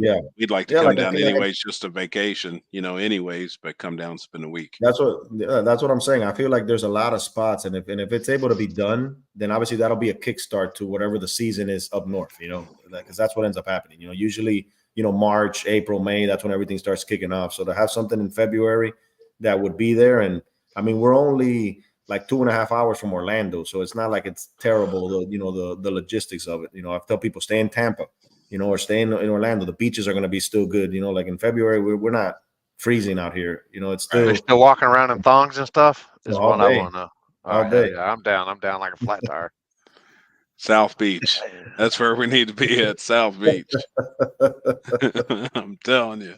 Man, I think that it would put for something epic and awesome if there could be like a no prep that would start the year off, and it'd be like in Florida, like a late January, early February event that would be like a kickoff. That'd be awesome. You know, just to find the location that would that would be like the banger. This could potentially be another. I don't want to shoot anything out there, but it could be like one of these events that becomes a staple, to start the year off, where everybody, you want to get your car shaken down and you want to get all that stuff taken care of. Well, let's come down here and let's race no prep. Good weather, good vacation. Everything else is snowed in. Let's make it happen. I mean, that would be the selling point. Come on vacation down to Florida and bring your race car. You might win, $5,000-$10,000. I mean, the one in Orlando that they're putting next month, it's got like some killers in it for like, it's like $1,000 buy-in, and they got like 8 cars, so it's an $8,000 shootout that they're gonna have just like a big bear shootout, and then they're gonna have their small tire. They got a couple classes out there, and from what I heard, from the back of Orlando, so that's gonna be a good one. I'm gonna have like a finish line camera set up back there, and which, like I said, I'm still looking for those little receivers. I want to find like those axons, like the ones Limpy has, in order to be able to do that with the YOLO box, but that backside is crazy, because it's the videos that I've seen, they've only done it maybe like once, like a year or 2 years ago. And it was a spin fest, pedal fest. Yeah. So maybe that'd be a start of something. Cause I mean, I love the backside racing. And if Immokalee would be able to be backside, it'd be the craziest backside ever. Cause there's so much pebbles and rocks and stuff back there, that if that would be opened up to no prep race from the back, man, it'd be the worst surface. It'd be like literally like the worst surface. Like when you're driving back there and you're shutting down, that thing is like it ain't like asphalt smooth. So if we're taking off of that, that'd be like a dirt no prep. Like let's better not turn your camera behind them. You'll have to lose a lens. Exactly. Bro, I learned my lesson one time when I see everybody. I was a rookie, and I was walking over there to the burnout, the guys that burnout, and everybody did this. And I said, "Oh, perfect shot right here. Perfect shot my ass, dude." As soon as that big went down, I got locked. Bro. Oh, shit. Asphalt hit me everywhere, bro. Everywhere, like this. In the face, and then in the eyes, everything, man. Like, I was like, sucks. I was like, what the heck, dude? I said, no wonder everybody, like I see everybody go like this, and all of a sudden they went, and then not only did they go, but they turned. They're like, oh, nobody wants to see the burnout, man. Nobody wants to see what's that. Well, horrible. To take off like that burnt rubber off the lens, shirt, face. Oh, it hit me everywhere, bro. Like I was done. I had a little rock chip that, like a little piece of asphalt hit me. I said, damn, bro, no wonder. Never again, bro. Never again am I trying to stand right behind the burnout box. But I like I said, still to this day, and it was a digger die. I was like, man, this is a perfect shot. Money shot right here, dude. Rear end, beautiful burnout right in my face. Yeah, sure. They knew what they were getting done, man. So Knoxville Dragway. Have you ever talked to Wes? Wes is a cool dude, man. No. Yeah, they got. I mean, I've been to the backside of Knoxville. It's a good backside. Service is good there too. Is it really? Yeah. It's a good little spot. Yeah, and they got backside. They got backside and they got front side, but the backside there is good. Tennessee's beautiful, man. If it's not raining out there, I mean, that's where we had the snow brawl. The Turbo John snow brawl. Yeah. Yep. Oh, yeah. It was snowing, dude. I couldn't believe it. I had to turn off my live. I turned off my live because I said, I don't want to scare anybody when they see the snow. Like if they start seeing snow, like people are going to turn back around. So I just cut the live. I said, I'm not going live anymore. People were like, is that snow in the air? I said, nah, not snow. Later. Talk to you guys tomorrow. Dude, that base snowed, bro. It snowed and it was cold, bro. Freezing, like, But I remember the come up short, man. It was freaking cold out there. Where? Crossville. Crossville for when they did that the big money come up short race. It was, by the time, I mean, they had fucking ice on top of cars. Wow, bro. Yeah, I heard that big. They were still racing. That big money race. I heard that was a big joke to a certain extent. Everything was perfect. I mean, badass racing. Besides the money. Besides the money. That's what I'm saying. The money. Everything else was. I mean, they paid out what, $177,000. How much was it supposed to be total? It was supposed to be $250. It's supposed to be $250, but Damn, dude, like some of these promoters do nowadays, they say they're going to have X amount of money, but they don't have, so then they don't. Yeah. I mean, it ain't no worse than some other people that are doing the same thing. Yeah, I think that the word, because I know that some will say guaranteed, and then them will say, oh, guaranteed with 30 cars or guaranteed with 12 cars. And then those are the prints that you have to read before somebody says, I'm going to go and race, for 100K or 200K. But damn, well, it was $170,000. guaranteed. It was guaranteed at 250 cars. Right. Right. Dude, 177,000. Yeah, It's they had crazy. 177 cars show up. How did they split that? Did they split it? They split it. What was it 6 or 9 ways? Something like Who the that. hell Each won guy it? got like Everybody wound up getting almost 30 grand. Yeah. Who won like it? Who won the small tire? I mean, it was like it was Ryan, Mac TV guys. Mac TV guys. Was it the Gap train or the truck? Can't remember. Wow, bro. Wow, that's crazy, dude. That's a lot of money, bro. Yeah, there was like I think 6 of them. Johnny Cash. Yeah, one of them, and then they had split. They went the second chance race. They got down to X amount of cars. I can't remember. Wow, was that race that you told me you had like the biggest live stream ever? No, Dig or Die. The first one? I can't remember when it was, but I had like when I first brought out the 2-camera angle. So it was what 4 years ago, maybe 3 years ago. I don't know how long ago it's been since I've had the two. But yeah, when I was out there, I can't remember. It was like 18,000 or something like that. Bro, that is wild, bro. I'm surprised that damn thing didn't crash or something. Like it didn't like. I mean, everything was working just good. It's perfect. I mean, everything was just. I had the camera set up perfect. You know how I do when I go live. Yeah. I have it past the finish line facing. So and then when I went out there another time, I had the 3-camera, I had the 3 angle, and then I had the one that was real high, sticking up like 13 feet in the air. Where did you get that? Is that a tripod that extends up 12 feet or something like that? It's just 13.6 I think as it goes up to. So it's just a straight stick, but you could put the camera on top and you just you can. But I had to, and I put the swivel on it so I can. The only thing that sucks on that is you got to get the angle right, so you'll have to go up and down a couple of times. You got to move the camera until you see it.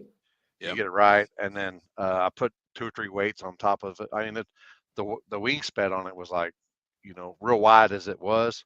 But I think you had that at Dig or Die last time I saw you out there. I think you had it at the starting line. You had a huge I saw you. I remember an extension cord, and you rolled it up. Yeah, and it was just up there.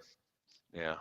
Yeah, that view is sick, man. Just like the view on the finish line that you had set up there too. I mean, you were already seeing everybody who was winning even before they were really going and checking on the tape. So that definitely makes it, way better. The way that those angles are pointed and aimed at. But damn, 18,000 people, man. It's crazy. Yeah. You didn't ask everybody to subscribe. How many? You had to have picked up like 10,000 subscribers. I was commentating with everybody, shooting the breeze, and just having a good time, like I always do when I'm on live feed. Just just talking. Yeah. Wow. It's huge. Yeah, that's crazy. That's crazy, dude. That's wild. That's mind blowing. You think, man, you had 1,000, there's 18,000 people there. It's crazy. I mean, so it would comment, on the yellow box, it would come up, and as soon as you get like almost reading it, it would disappear. The comments were just going, just like they were bam, raining. Bam, bam. Yeah, at that point in time, you didn't have it set up to have the little, like the little slow comment where it'll like slow down the chat and everything. But even then, like that thing must have been pumping, bro. You know how many people are talking at the same time? Well, plus I had Facebook going on as well, because I had Facebook doing it as well.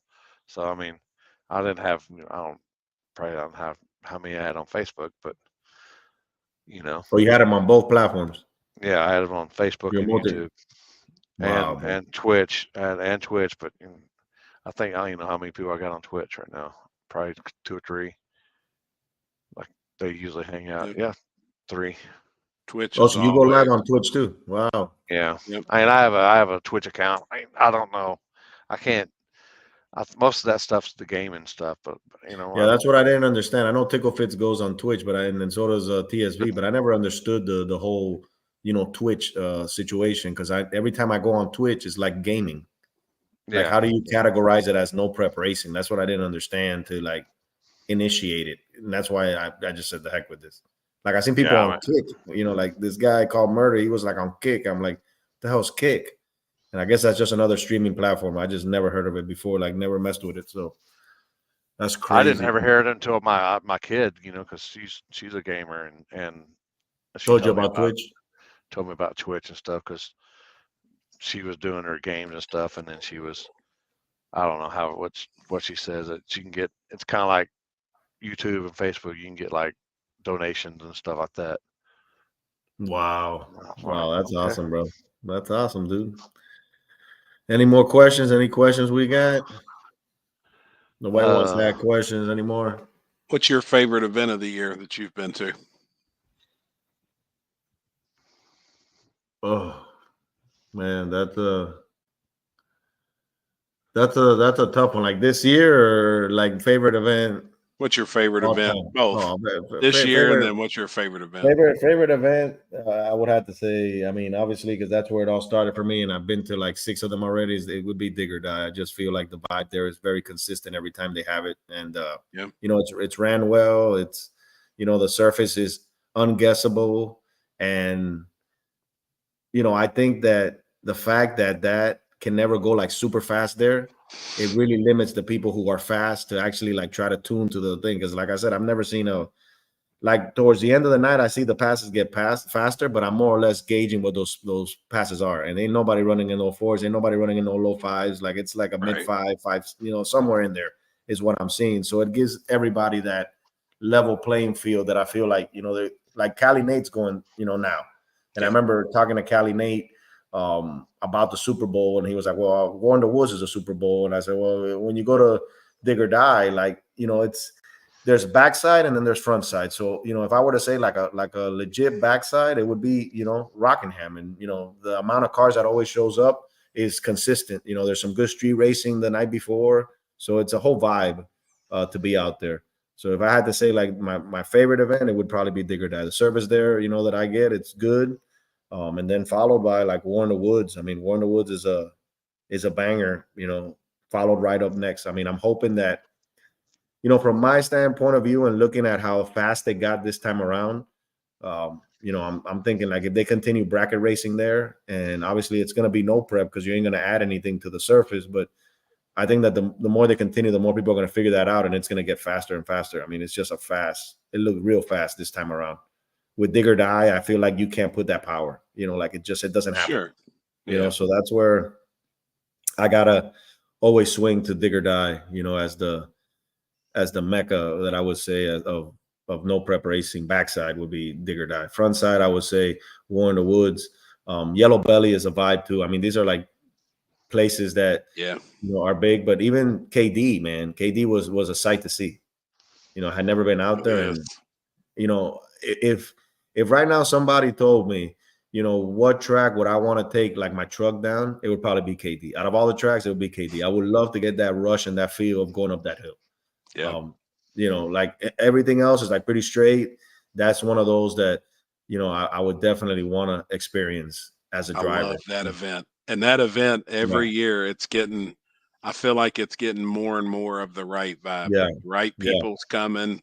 It's getting bigger, you know, this year. Yeah, well, that's something that, like I told my wife, I said, you know, there's staple events that I'm, you know, going to make it a priority, you know, rain or shine, you know, to assist. And that's one of those, man, where I'm not going to miss. Like KD was a vibe, you know, all in all of its own. And the fact that you guys were able to swing it with the weather and everything, how it was planned that day, like it was crazy because as soon as it ended, we had to be like on to the minute. Dude, that lightning strike like hit, and then all of a sudden it was like storm. I was like, wow, bro, like it couldn't have been a second later. Like, and it was, and that was a vibe. I think that, like I said, the fact that you can't really like slow down and the hill is what slows you down. It's cool. It was a banger. So that'd be one of those that if I had to like drive and they told me just one track to pick to drive on, it would be that one. Front side, I would say War in the Woods, because like I said, I've seen other front sides, but War in the Woods, like it's just the whole vibe. It's sitting like in that low area, everybody, you know, the grass, all that. And then backside would be like Dig or Die until I see anything, you know, different. So Right. hopefully this year I get to go to a couple of events and places that we haven't been to. I would love to go into the Midwest. E2K, you're gonna have a back end cam for 2024. Well, that's the biggest question that everybody asks me. I got cameras. There's stuff that I can do it. I still feel like I don't know. I feel like there's a connection when people are asking me who won, and I don't got nothing to show. I'm like in the deer in the headlights too. Like I don't know who the hell won. Like it's left or right. But I setting it up. The only downfall that I see is like in the run and gun situation. If you got to haul ass out of there, obviously when the weather's great, you're not worried about it. But if you got to haul ass out of there, you're taking, boxes down. I mean, Limpy could attest to this. And if I'm only a woman, I don't got nobody out there. So if I got to run and take that stuff down, imagine I would love to have like a dig or die now, a 12-foot in the front and one in the back, and me orchestrating the stuff through it. But then it's like, man, I'm almost like limited now because I got to babysit these things.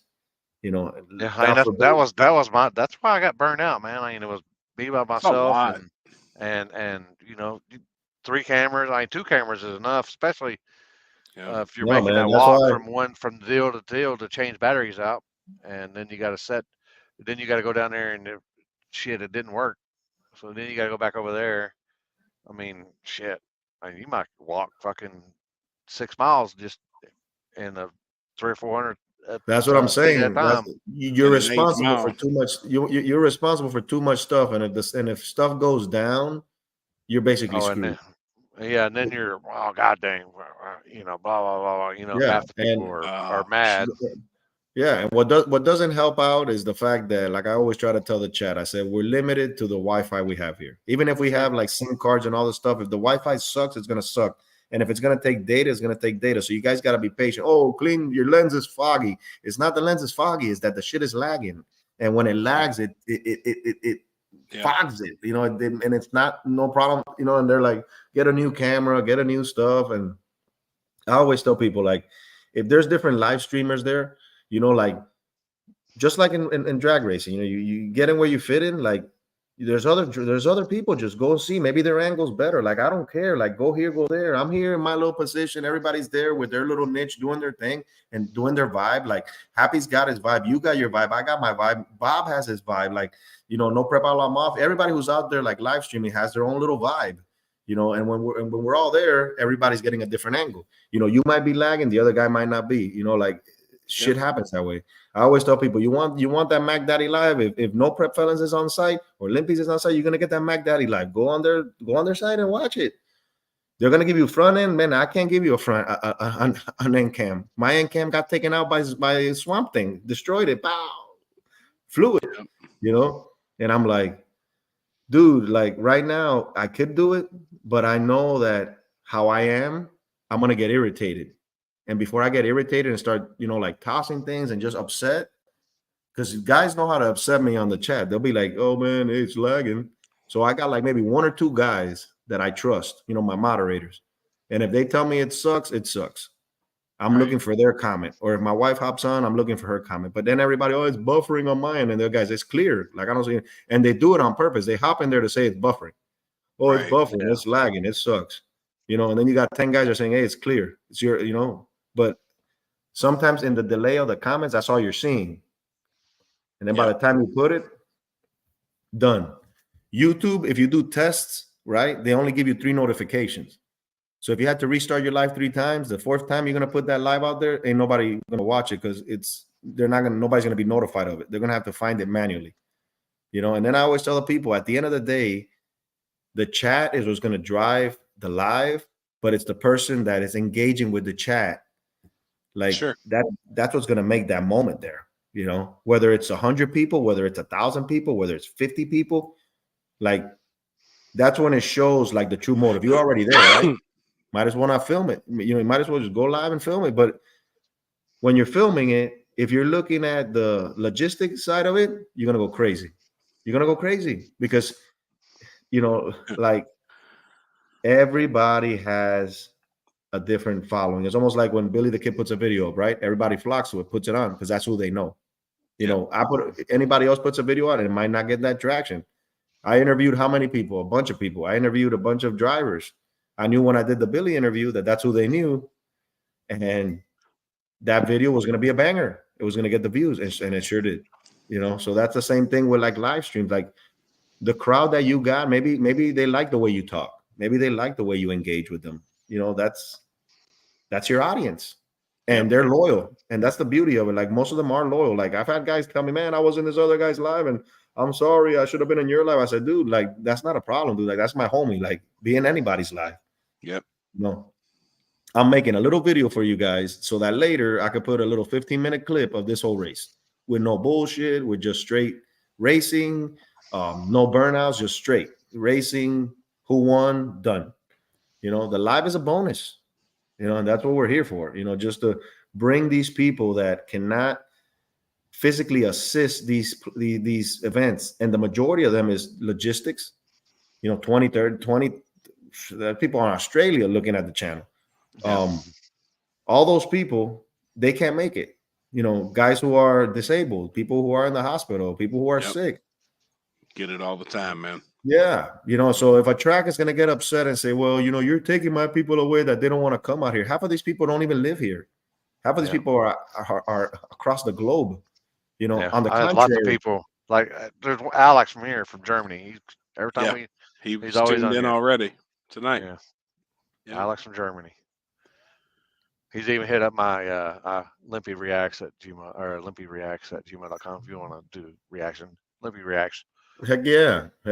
We're almost up to 1,000 subscribers. Yeah, there you go, bro. There you go. Then we got Robert from overseas. He watches every single night. He's been in here in the comments all night. He's the one that makes all the emojis. Yep. There he is right there. Yeah, Robert May. That's why I say that at the end of the day, cool, like the people, that's who you're doing it for. If you look at, like I said, and I said it in the podcast, and that was months ago. Like I said, if you're focused on numbers and stuff, like those are never going to be satisfying.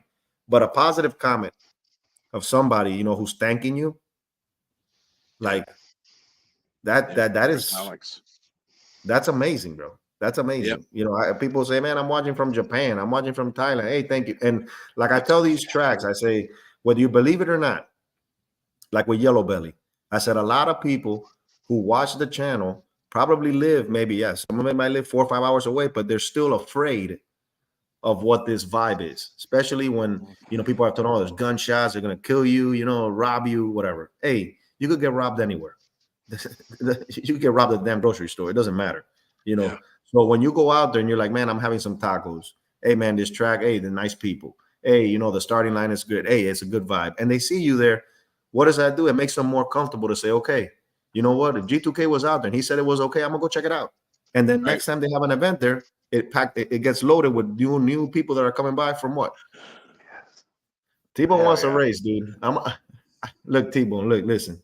I know that you're going to go to Orlando's backside. I'm going to be there, dude. I want to meet you in person. I want you to bring your car. I want you to race that backside, dude, because I don't know if I'm going to gap you or not, but we're going to race, bro. We're going to race. Sooner or later, we're going to race, bro, for sure. I know T-Bone's got some hot rods, man, but every time I go to Orlando, he says he's going to go to Orlando. He's never there, man.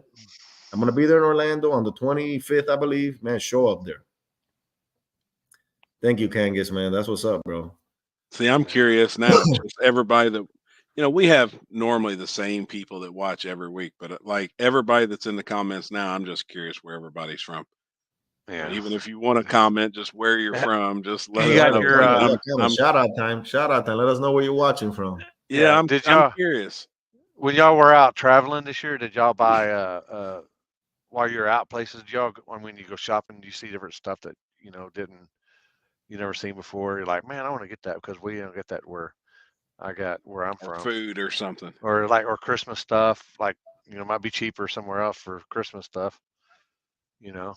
I know that we buy a lot of little souvenirs and stuff. So we go to, what I try to do is I try to go to a lot of the historic sites that are out there that you might never get a chance to go. And it's like we've been to this, we went to this place called Bat Cave. I thought it was gonna be like a bat cave, and it was in North Carolina. It just said Bat Cave, and I thought that was like Batmobile and stuff was going to be out there, but turns out they got this park called Chimney Top Park, and it's like in the it's in this little town. You get to experience bro, like stuff I've never seen. I mean, anything that has to do with mountains and forest, and we don't see any of these elevations out here. Everything is flat land.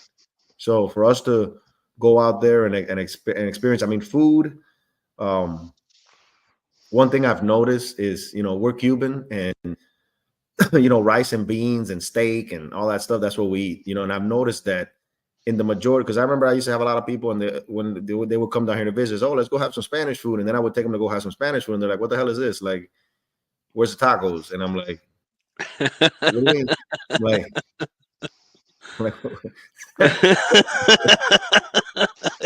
yeah, exactly.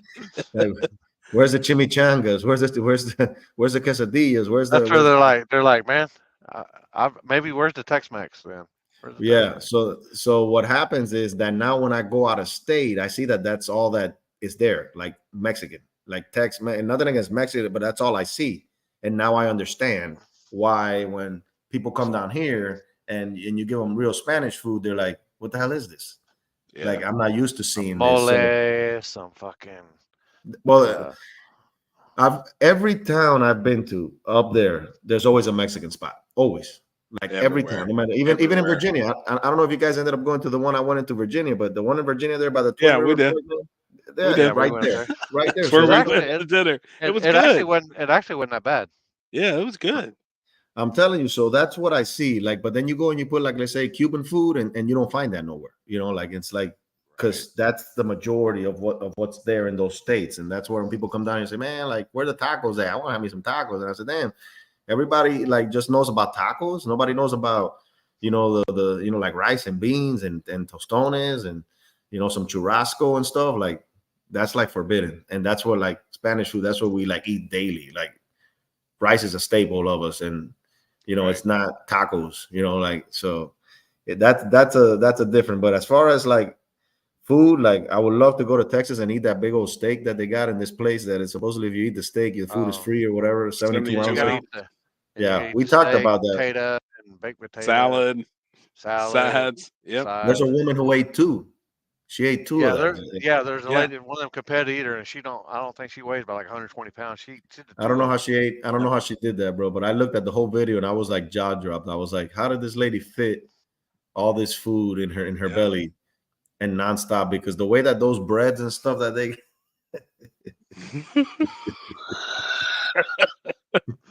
that's what I was doing when I was crazy.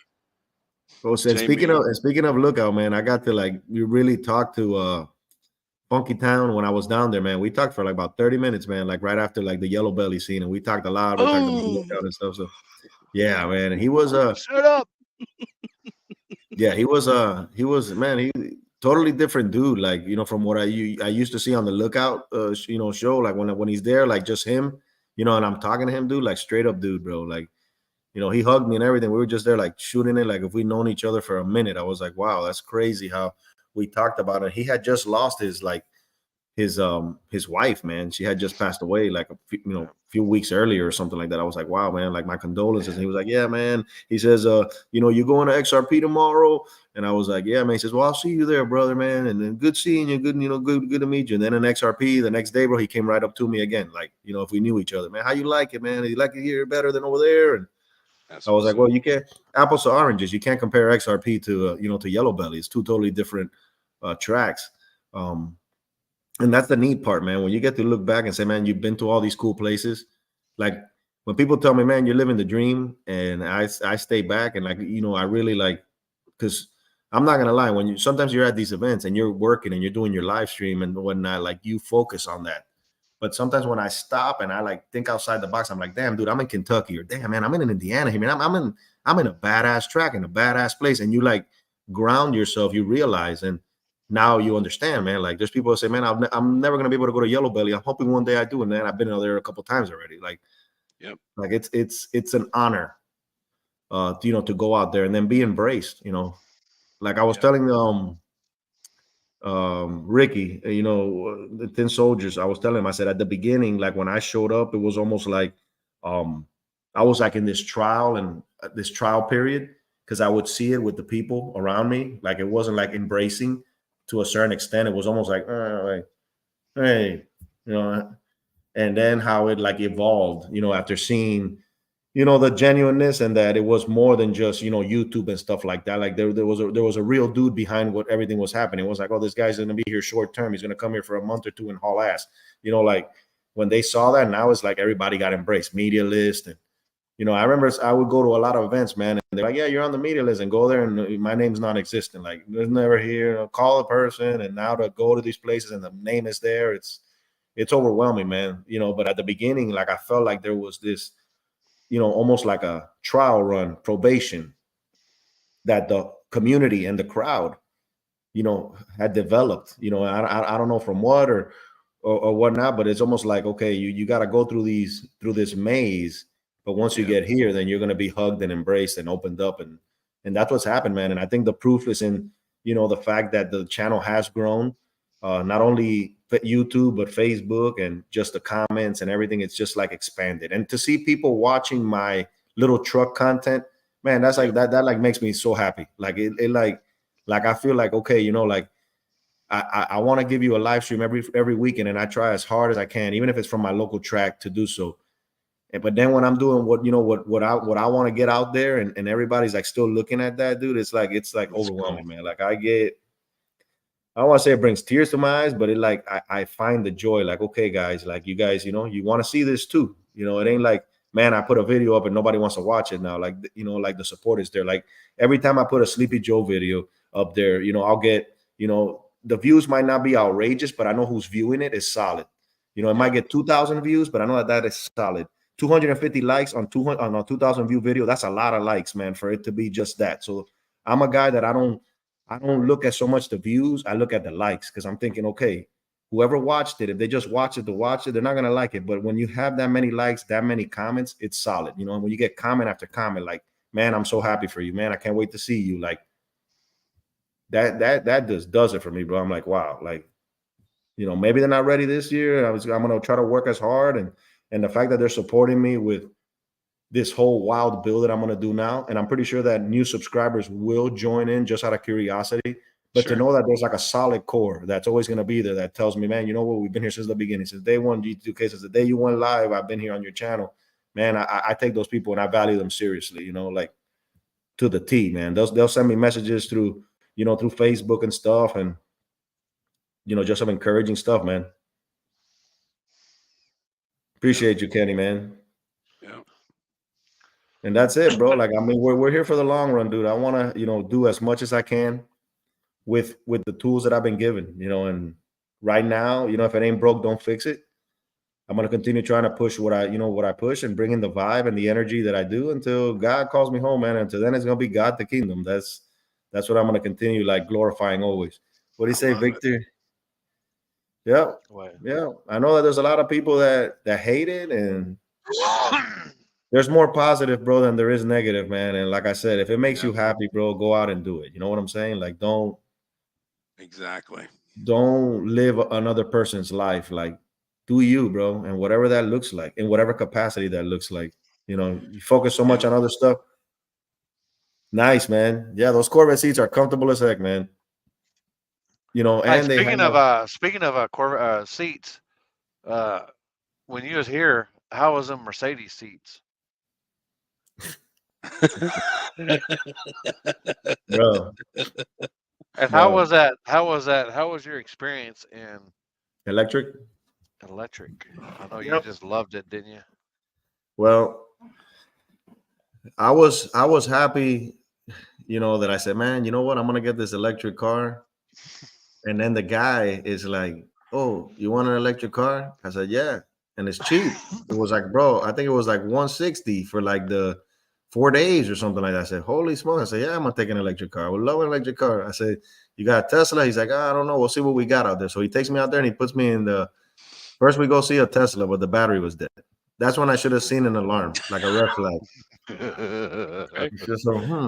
So then he's like, so then he's like, well, let me go see what else I can find you. So we find another one, and as soon as we go to like fire it up, it says like it's in limp mode. So it means that it's not gonna go past like 5 miles an hour. And I'm like, holy smoke. He said, well, I got these Mustang little SUVs, that have they're electric. I was like, all right, because they didn't want to upgrade me to no car gas. It was all electric. That's what you apply, but that's what we got. We got electric cars. I was like, all right. I get into the Mustang one, but I see it says 160 miles to empty, and I'm thinking, okay, I don't know where Limpy's at. I don't know how much driving we're gonna do. I have no idea what's gonna happen tonight, and I don't know how. I don't even know where to go to this station. So I got to get something that has more than 160 miles to empty. So he's like, well, I don't know I'll go look. So he comes back with a big old smile. He says, I got you the best one. And he pulls up in that Mercedes, and I'm like, oh yeah. I'll be running in style right now, dude. Bling. And he's like, we haven't gotten any more of these. These are like brand new. I think it's only got like 300 miles on it. And I'm like, oh man, that's nice. I said, so I look inside, it says 280 miles to like empty. Right. I'm like, wow. Dude, every time I throttled it, that joker will go, that freaking bar will go down, bro. 20 miles. I'm like, whoa, and then he's like, oh, I was like, so then Limpy says, oh, he drops me a location. So I'm like, okay, I'm going over there, and I'm thinking, I'm just looking at the damn charger, but I'm just looking at the little thing going down and down and down. I'm thinking, bro, like, what happens if at night I got to charge this? I don't got a charger. The hotel, I called the hotel. I said, hey, you guys got an electric charger? No, we don't got an electric charger. So I look at the little map, and the little map says, oh, the charger's like, bro, like 500 feet away in another hotel. I said, oh, forget it. No problem. When I get there, I'll just plug it. All right. No problem. Drove to Limpy. We went out that night. Boom, bro. The thing was like already going down, like bad. I'm like, I don't know. So I'm calculating miles. If I go to Yellow Belly, do I come back? Do I go forward? Like what's gonna happen here? So I go to that little place, dude, to go and put the charger in. That shit says 12 hours to charge. I'm like, I ain't got no 12 hours to charge, bro. I got like literally like an hour, and I gotta fill this thing up, bro. That thing sent me to a town. I can't even remember the name, where they had like a supercharger with all the Teslas, but it was like literally, I had 40 miles to empty. The thing was like 35 miles to get there. When I got there, all these Tesla guys are there. So now I'm being looked at. Like, what are you doing here? And they're all like this outside their car. And I'm like, oh no, damn. It says Tesla for a reason. Yeah. So when I plug it in, because you have to, for like the newer electric cars, you have to have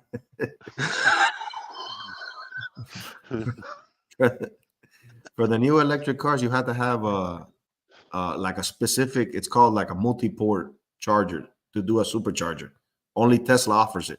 So if you buy like that Mercedes, you're gonna have the one in your house that you could charge in your house, and that's basically it. You can't charge it anywhere else unless you go to a supercharger for Tesla, because Tesla's the only one that has that supercharger port. Yeah. And it's not in every Tesla. Thank God that in Dallas they had one station that had that port. So the guy walks over to me when I plug it in. He's like, I never seen one in action. I'm like, huh? He's like, yeah. Something that ain't a Tesla. Gotta be happy that, he says, you gotta be happy that Elon put that in here, because I don't know where you would be charging this. And I was like, yeah, man, I know. I'm stuck, dude. And I'm there taking pictures of it. I'm about to make a post and rant like crazy and say, man, you know what? Like, gas is never going to go out of style, dude. Like, this sucks. Electric sucks, bro. Like I'm just done with it. Like, I don't think I could get used to it. And the funny thing is that everybody that was in that Tesla station, bro, they had a whole little vibe to them. Like, it was different. Like, you get they all standing there outside drinking their mochachinos. No, it's a chai latte tea with matcha and cha-cha, and that's it, bro. And they look at you with like a stank face, bro. Like when I said a guy, so then the guy next to me, I'm like, hey man, how much, how long have you owned that Tesla? Oh, it's a rental. I said, oh yeah. So I mean, yeah, dude, I know I'm getting used to it. He says, no, I got 2 Teslas back at the house, and everywhere I travel, I gotta get a Tesla. I don't drive anything but a Tesla. I'm like, oh boy. I thought he was like me, driving an electric car and going there to fill up. Nah, bro. That guy says, when I travel, wherever I land, I gotta ride a Tesla. I'm like, damn. So now I got to go to Yellow Belly. I'm driving in the electric car, dude. And all I'm thinking is like, dude, I got to go and fill this up and give it back to them before, like exactly with the same amount of charge and everything. So now I got to go back to the Dallas thing. And there I did like a little short, which I haven't put it out there, but there was 3 people on a bike, right? Motorcycle. So the first guy is helmetless and helmet. And no helmet, right? That's the first guy on the bike, with him and his woman, both helmetless. The second one is the guy is the guy right behind him. He is helmet, wife is helmetless, right? And then the third guy is helmetless, but the wife is helmetless. I felt like doing like, which one would you pick? Like, like out of the three, like which is the safest? Like, who's the? So you know what I do? You know what I do? I would like stop real fast, and then so my wife would hit her head on the back of my helmet. I wouldn't do that, woman. I wouldn't do that. I swear. And what would you do? You would knock her unconscious, bro. Holy smokes, man. Exactly. What happened? What happened? Bro, so that's what I saw, and I felt like doing like when I filmed it, I felt like doing like a short, like eeny, meeny, miny, mo. Like, which one would you like who's like who's doing the right thing here? Because like I said, they all had issues, bro. 2 helmetless, one helmet, one not helmet, and then the other one vice versa. I'm like, damn. Tyler knows it, bro. I'm gonna talk my ass off, dude. These guys got the wrong guy out here to talk tonight. I love it. I haven't let them put a word, bro. My wife says I only put 25 cents. I like listening and reading the comments and. Oh yeah. And bullshit. That's the whole fucking point. That's what this thing's about. That's what we show's do. About. I mean, we're, there's more to somebody than just racing or media or. We're gonna talk about some. We're gonna talk about some stuff in a little bit right here. Oh boy. All right, I'll let the band play. Oh yeah. There you boy. Go. I'll tell you what, man, that dude, he's a genius.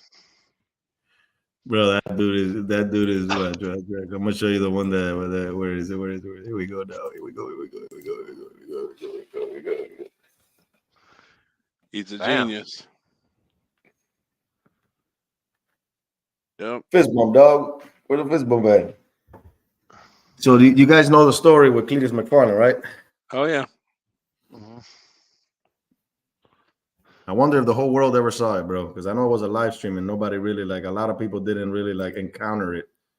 But we got to meet him finally at what was it? FL2K. And he gave me his phone number, bro. And he said, like, next time I go live he asked me if I was going to do it 29,000 this year. And I said, well, if you give me an interview with you and stuff like that, he said, I'll do something better, man. I'll be on the live with you. So he said, I'll bring my people with me. So I said, man, that's going to be a crazy one. So this year for his birthday, man, 29,000 times Cletus, and supposedly he's going to be on the live chat. So we'll see about that if he really shows up. But that's what he told me. He said, just send me a text and let me know when you're on there. I said, it's going to be on your birthday, so you're not going to be able to forget. But he said, just let me know the time, because I would have loved to have been on there when you did it. I would have brought my people on over and we would have had a good time in the chat. That's probably awesome, I'm going to do it just like this. If I could get them just like this to hop on there and talk, man, that'd be dope. I know my buddy that's probably here on the chat. He did me dirty, bro. He put like a picture of Cletus in the background like this, like moving. I think it was like a poster or something, bro. And so I'm there like 26,000 right into it. I'm about to like hit the 28,000, and I'm like saying it real slow. Like I'm thinking, damn, like he might hop on here. You never know. He might just turn on his phone and see somebody saying it. We tried to share it on the Freedom Factory like group page on Facebook. They were denying it every time, so wasn't going through. And then all of a sudden, I see like how Limpy could see me backstage on the little thing there. It says Cletus McFarland, and it's him like this with a smile, like doing a little movement. And I'm like, so at that moment, dude, like my shit dropped. Like I was like, oh shit. And I'm like, I like pause, bro. I'm like Cletus. Oh my God, he's in the. And then I look, bro, and I bring him on, and it's my dude, bro. He's like this, and he's moving the poster. Then he comes out with his face. I said, dude, I feel like killing you, bro. I said, I feel like killing you, dude. Bro, you know at that moment when you're like, and then all of a sudden it happens, bro. It's like you lit a firecracker, dude, and you said, oh, it's gonna blow, and then all of a sudden it duds. Nothing. He's like, I'm so sorry, bro. I'm so sorry. You know what you look like? like that, dude. Exactly. I ain't gonna lie, bro. Bro, I didn't know what the hell to do, bro. I was so mad, He was bro. all Like, like, I'd been the same thing. I'd be like, oh shit, he's down in the chat. Yep. Holy shit, let's bring him well, on. that's what. But that's what I thought, man. I thought that he was there, bro. And I was like, dude, I did it. Like, Yep. I got his attention, and then all of a sudden, he's like, "It's me, bro." I'm like, Damn, I would have man. fucking died. I would have fucking died. he's like, "I'm so sorry, bro. I'm so sorry, bro." And I was like, dude,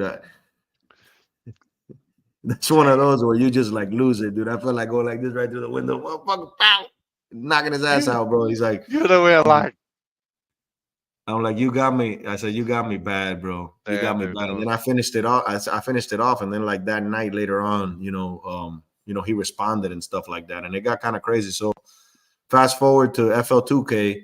I showed up over there, and I was walking around his car, and he was like, I guess, expecting like, when you have a fan come by and stuff like that, and I was like, "What up, man?" He's like, "Hey, how you doing?" And I was like, Cletus. He says, "Holy shit, dude, it's you, bro." And I was like, "Yeah, man, what's Did he up?" And go, he's like, G2? G2. "No, but I did." That's awesome, man. I was like, damn. So he's like, "Yeah, man, that's what's up." And then he shared it with a couple people that were there. He's like, "Man, this is the dude that said my name, like this." And I'm like, "Dude, that's something that really has never been done before." So it at first, I had my doubts, as to what I was gonna do. But then I said, it's almost like everything. Like I want to be able to to, like you said, the dude, for being 28 years old, everything that he's been able to accomplish, not alone with it, it's huge. So, Huge. As a man who knows, when to give respect to another man, that's how I felt like I was doing it. So I didn't feel like the cheesiness of saying, "Oh man, I'm just gonna go and clout chase like Cleated. Like I felt like, man, it's a tribute, dude. Like in honor of what you've done for the sport. And the fact that you're only 28, dude, like this is why I'm doing what I'm doing, dude. Like I might be older than you, but I'm looking up to the stuff you're doing it, because like I'm saying, you're doing it right, and like hands down, bro. Anybody who says different is a hater. That's just the way I see it. So that's why I did it. And I felt that that's where it came out, where it wasn't like cringe. Like here's this guy, and it also, it wasn't like I was a guy with 500 subscribers there trying to do something. Like I already had an established. G2K racing was already known in these tracks, and it wasn't done like right away. I was headed to Yellow Belly the following week, plenty of interviews. So it's not like you go into this guy's channel and check it and say, "Oh man, this guy just put a video up yesterday and he's just trying to clout chase." Like this guy's about racing, and now I'm going to do this treatment. Like I told him, I said, anybody who I look up to that, that I feel, led to do so, I'm going to do it, and as long as they ain't 60 years old, man, because that's 60,000. Like a dude's like, "Why'd you do it 2 million times?" I said, well, "For what? Like 2,800 times would have been too small, and 28,000 times felt right. It took me 4.5 hours to get it all out. I was doing about 160 Cletuses like a minute. So it was That's crazy. It was Cletus, and I had that little button, Cletus, and people were talking about clitoris and cheese it, and it was funny, dude. 9 a.m. in the morning, bro. Like I had like 17 people on the live, bro. I was expecting to have more. Everybody was like looking at me like saying, "Dude, I can't believe this guy's doing this." And I was like, "Man, what the fuck's he doing?" It is what it is. And he asked me, he said, "Man, how did the what'd he say? What he said? He said, how did the live do like later on after I shouted you out?" I said, "Man, I mean, it was all right. It went from like 400 views that it had total to like 4,000. I was like, he was like, "Man, and you got subscribers?" I said, "Yeah, I picked up a few, but it wasn't like massive or anything like that, where like life changing." Like you guys have seen the fishing guy who got shouted out by TikTok. Yeah, I've seen something like that. I don't know.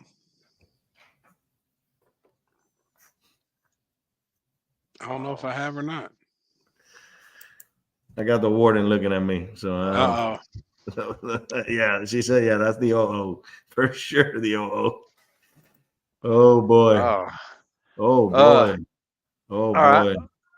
Do you want to? Nick, You didn't give sponsors a shout out or anything? Sponsors, man.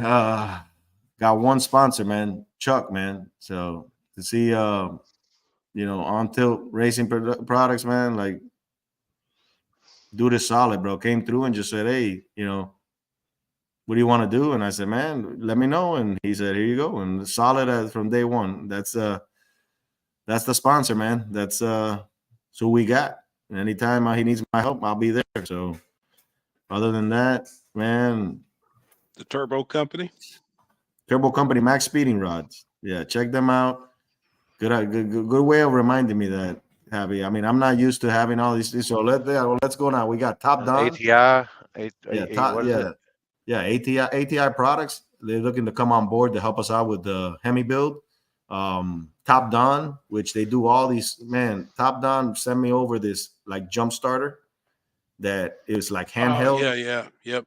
Small. The little charged jump box. It up, bro. Yeah, fired the thing up, man. Fits in your pocket. I was like, wow. So shout outs to Top Don, man. And then we got Brunt Workwear. They sent me over some boots, and I've been using the boots. They said, we don't want you to do any commercial or anything for us. We just want to put you in these comfortable boots. I got something prepared for them, so eventually I'm gonna make it, happen that way. With Brunt Workwear. Max Speeding Rods, man. They've given us these turbos, and we're gonna do a review. We're gonna put the turbos on the dunk. And guys, if you guys are watching the channel and checking out the channel, I'll put some dunk videos out there, man. I know that they might not get the views that I'm expecting, and I don't, it doesn't really matter to me. I want to put some dunk videos because I got a lot of people who are into that, and they want to see some of the stuff that I've done with it. So Max Speeding Rod, I'm going to do a turbo review with those turbos on, installing them and, spooling up the car and driving it around, whatever the case may be. ATI, like I said, if they come on board, I'm hoping that they do. That's a company that, like I said, they're a big name company. They're known for their harmonic balance or dampeners. I'm all for it, man. Whoever wants to hop on board for 2024, man, then I'm more than welcome. I would love to wrap the RV eventually. We're debating because I'm thinking that I might have to get a diesel RV, to actually be able to pull, comfortably like an enclosed trailer. So I'm at that fence right now where, I want to do live streams. I want to film, I want to race, and I want to be able to bring everything safely to the track. So dunk content coming, Hemi content coming with the S10. And then we got, live streams left. We got Dig or Die in December. We're going to try to make it to the PRI show. The pad, I think it's canceled. So I don't know. That's happening. And then this month, I know that, Scotty's going to head towards Happy. I think he's going to be at the Black Friday race. He's going to be at the Decker Boys. I know that Decker Boys, the service is not great out there. So, just look forward to those lives. I'm going to be live at the No Prep for Sinister Performance at Immokalee Racing this weekend. And then we're going to be live at the backside of Orlando, for Thanksgiving. And we got Dig or Die and PRI and the pad. And then looking forward to PRI, man. You need to get I'm going to try to make it, dude. We got to see if we could chill over there. We do dinners every night. Every night while we're there, we go out to dinner, and then we go out and have a gentleman's drink most of the time every night somewhere, just a glass of water or something. Yeah. Water with lemon. Man, it's a good time though, because you'll see scotch and water. Hold the scotch. Exactly. Yeah. We even talked about possibly going live up there, and I think it'd be neat.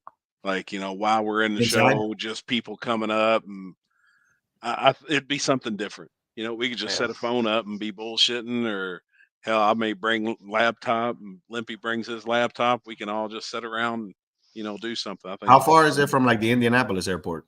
Like, where is it? Right there. Right there. You're not going to want to ride a bicycle or nothing, but 10, 15 miles. Yeah. Well, that's not bad. No. Yeah. The airport is real easy to get in and out of. I mean, real easy. Food's great. We may even do a scooter cash days one night. And we still get Chris to watch Happy's new. We're going to design Happy's new front tramp stamp. Well, I think it should be a silhouette of Chris's head. Oh boy! With two fist pumps. Oh boy! Oh boy! Damn it! Oh boy! Well, that's what I'll do then. I'll hit you guys up and see where the spot's at. I'll probably just fly in and hang out for those couple of days and then head back. Because you said it starts on Thursday. It's Thursday, Friday, and Saturday. Saturday. Thursday, Friday, and it's over at 5:00. So Yeah. And we usually get out. We got dinner plans Thursday night already. More than welcome to come. And then Stripper Glitter does a big meal on Friday night where it's like an all-you-can-eat Brazilian steakhouse deal. Wow. So we've already got those reservations made. We haven't picked out anything for Saturday. And if you holler at Jeff, I know Limpy and the warden, and he's got some people coming with him. They're going to be staying at Jeff's house, but it's like what, 5 bedrooms or something, ain't it? Yeah. How do you get tickets to it? You just buy them online? You buy them at the gate?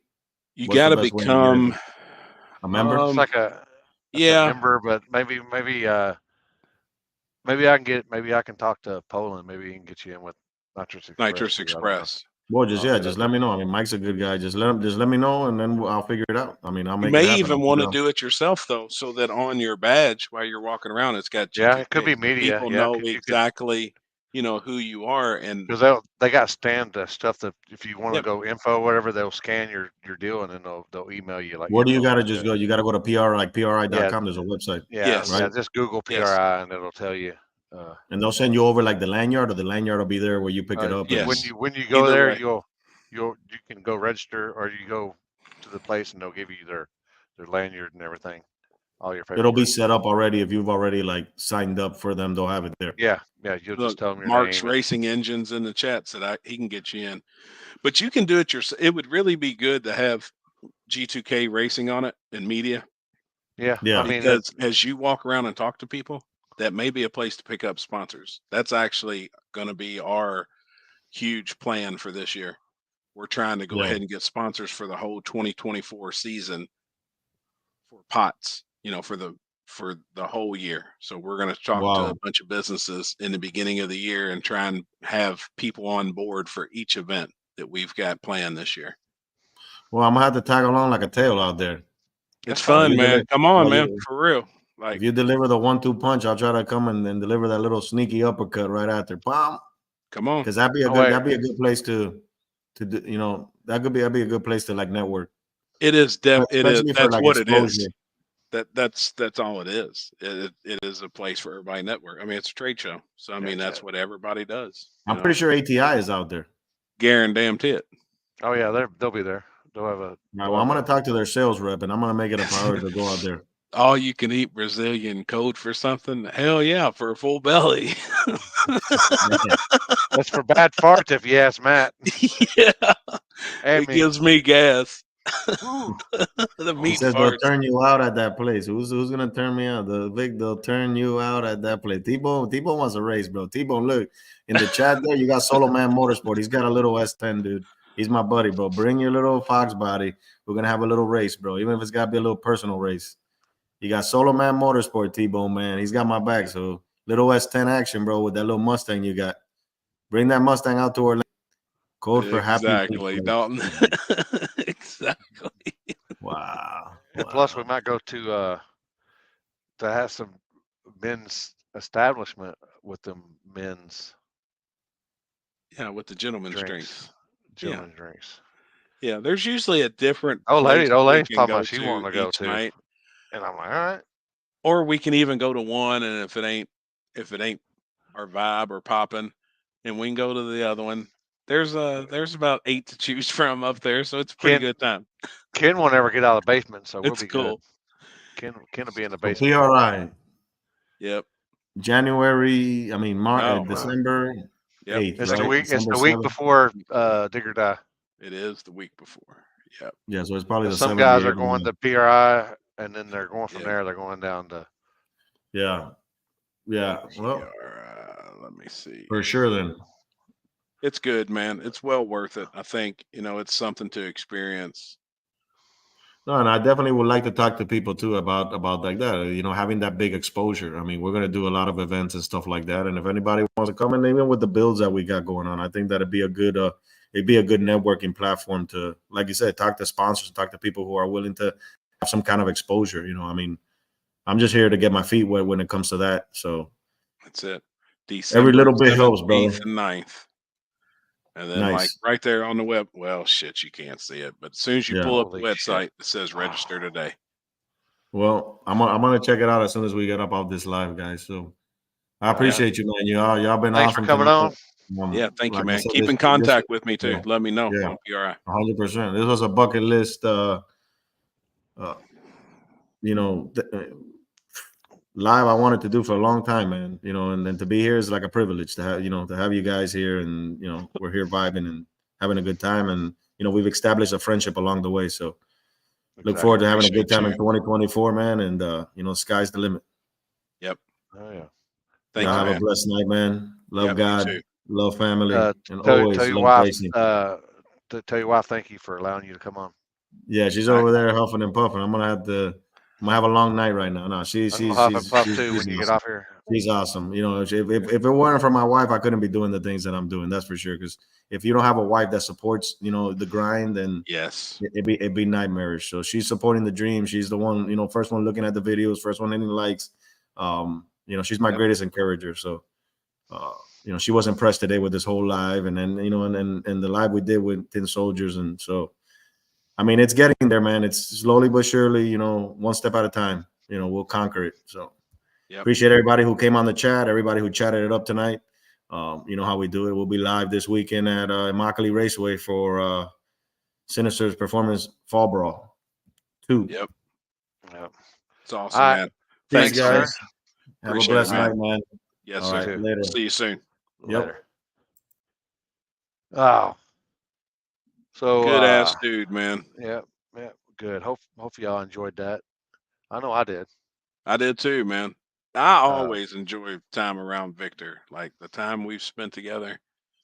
Man, he's awesome, dude. I don't know if people really knew him as much as they figured out some stuff tonight, So yeah, funny. He's funny. He is, man. He's funny. He is. He gets, and when he starts mocking people or like talking with another voice, I start dying laughing, man. His country voice is funny as shit. Yeah, Victor is cool, man. He's funny. He's a good time. Fun to be around. We've had some long nights, some long talks and stuff, man. He's a good dude. Y'all have a nice day. Germany.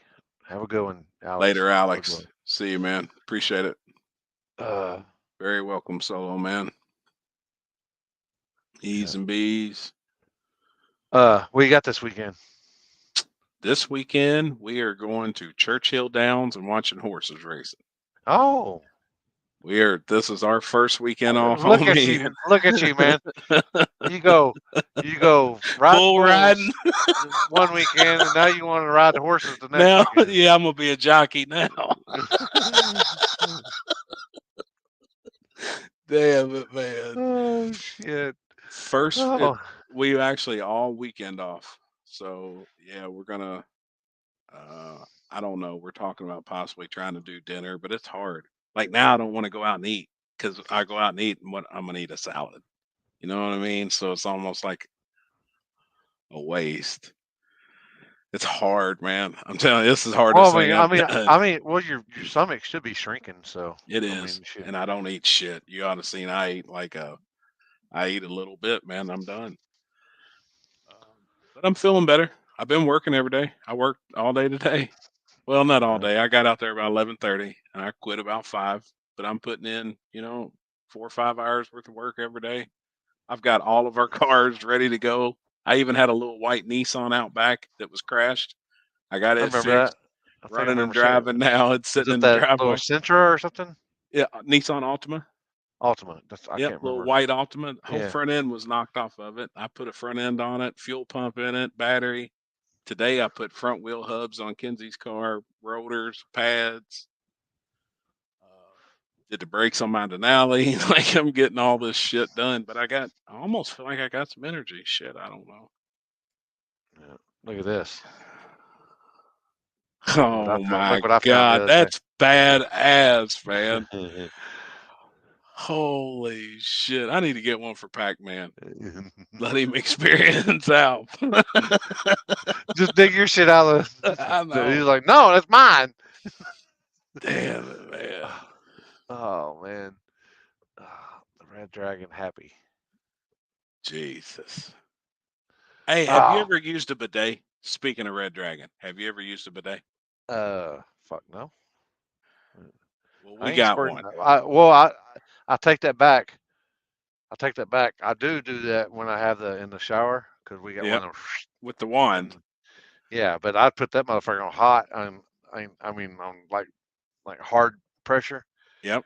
Just so I can see what my lady feels. She feels like when I fucking hit it from the backside. That's what I say. We got one, and I tell you what, I didn't know if I'd like it, and I've been 45 years without one, but it works. One wipe, and you're done. You're pretty much just drying off. I was kind of blown away with it, I guess. No. I guess it hits the right spot. You know, kind of like when your butto itches and you fart, and that last air bubble hits that spot right perfect. Yep. Yeah. They actually work, man. They do work. Yeah. Yeah, that's a fact. That ain't. Yeah, I mean, it is. I mean, it feels good until you hit that one spot. You know the spot that I'm talking about. Wait till that bidet hits that one spot. Is it getting bigger? It's just it's getting bigger. They say 35 pounds is the inch. But I don't know. I'm 40 pounds down. I ain't seen the inch yet. We're getting there. Let's say that motherfucker. I can just see it fucking talking to me. the tip of it, like what? Damn it. That's one of the first fucking things Jeff said to me the other night when he walked up. He said, "Damn, man, I can tell you're losing some weight. I guess you can see your dick now." It's like, you motherfucker. God. Damn it, man. Is that why you got out there with no shirt on and everything? Hell, it's like, hell yeah. Let me show you what's up. Jeez. That's sexy. I can't believe that shit, man, because I wasn't going to do it. But it was fun. Oh, shit. Let me see. As soon as Jeff dared me, I was like, they said the Barrett had it on his page. Oh, yeah, it was his birthday, too. Mine's from one angle. I posted it on mine, but I've been promoting the last couple of days for the race. So it's probably a couple posts back. Oh, yeah. That's Barrett. Oh, boy. The people that come to 10 Soldiers, man, that shit was crazy. The people that flew in just to be there. Nick Taylor, him and Alex Taylor flew in. Oh, yeah, there it is. Damn it, man. Here we go. A crisp $100 bill says that Happy does not hit the ground. He's not gonna use hands. I don't know this dude running the controller over here. If you ain't got no balls, don't gamble with me. I have balls. You had $3, not $100. Happy's not hitting the ground. $100. Where you at? Anybody? Jimmy Dale. $100 says he's not hitting the ground. He says, "Hurry up, it's cold." Well, you're not going to hit the ground. You're going to land on. Exactly. If you ain't got no heart, don't bet. I said $100. He hit the ground. What happens if you? Hey, what happens if you fall off, thrown out, roll over, and then roll off? How big? Then is he'd that? be screwed. Yeah, okay. Somebody about did. I can't remember who it was, but they got thrown up against the edge, and they almost went over the edge. You damn right. They about ate shit. Jeez. Oh, get it. Man, I'll tell you what, man, you got at least 3 or 4 women turned on in the back. All right, let's get it. Warm body coming at you. Was it cold? Hell yeah, it was cold. Oh boy. Look down. Man down. Oh my God, man. I still don't believe I've done that shit. Kinsey said 4 seconds, but I don't know. Let's see. 4.5 seconds. Let's get it. Warm body coming at you. All right, so it's right there at 4. All right. Oh, it's looking good. Wait a minute. Is that the bull in the belly? Shit, that was 6 seconds. Almost 7 Almost 7 seconds. seconds. You damn What the right. hell? You almost had a good ride, man. Almost Oh my fucking God. almost had a yeah. That's what they do. Now when you do it. you for real done that shit though, ain't you? Oh yeah. When I mean, You was young, 30, almost 40 years ago. but you for real rode a bull. I Yeah. mean a real bull. Yeah, and it ain't good when you fucking land on your sack. That's why. Well, it hurt on that. Yeah. You know, just on that, holding on so tight. I mean it it hurts. Can you still? How long did it take you? You get your fingers and your circulation back. Well, it didn't have a rope to go over.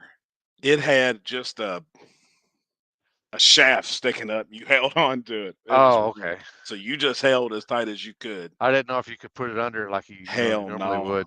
I But wish. usually you do that. I mean, you go like underneath and then, Once you cinch rope it over.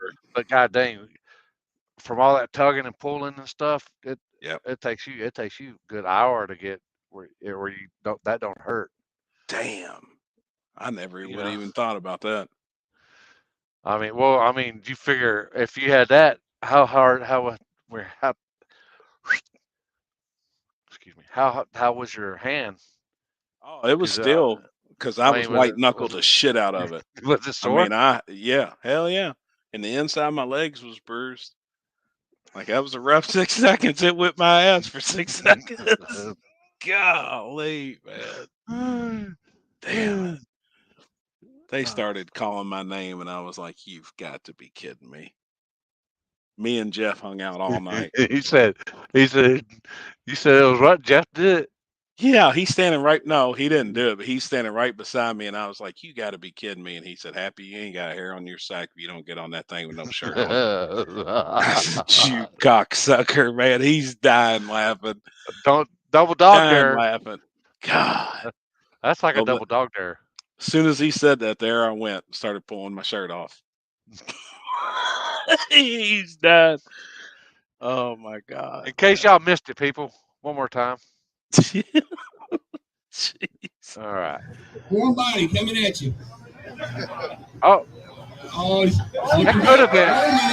that could have been 3.5. So you could have got a full 7 seconds on that. Hold on.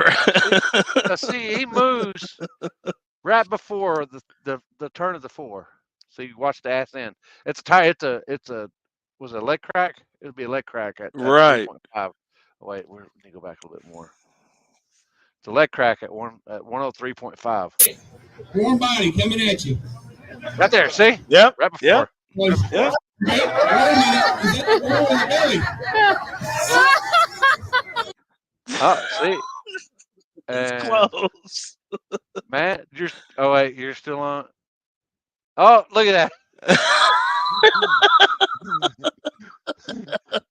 Oh, look at that. Oh, damn it, man. So it's 11. 3.5, man. Oh, we'll take it back. You look like a pro right there. You look like a pro. You know what you're doing. You look like you know what you're doing there.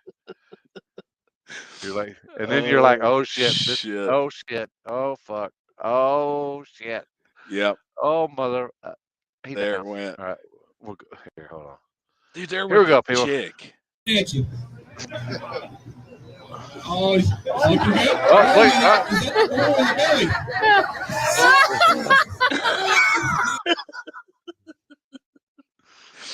a damn girl won it. Some chick won it in leather pants. Had leather pants on. She had a hold of that thing. She rode the shit out of that bull. I can't remember what it paid. Did they put everybody together? All of us, yeah. All the adults. I think there was 14 or 15 people rode the bull.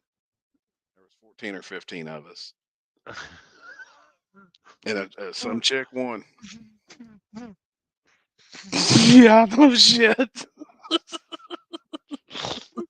Damn it, man. He didn't make it either. I was about to say, well, he didn't know that you had a tramp stamp on the front now. So, jeez. Now he knows that he's gonna have to see what it says. I'll He's be gonna go. damn. That thing says low.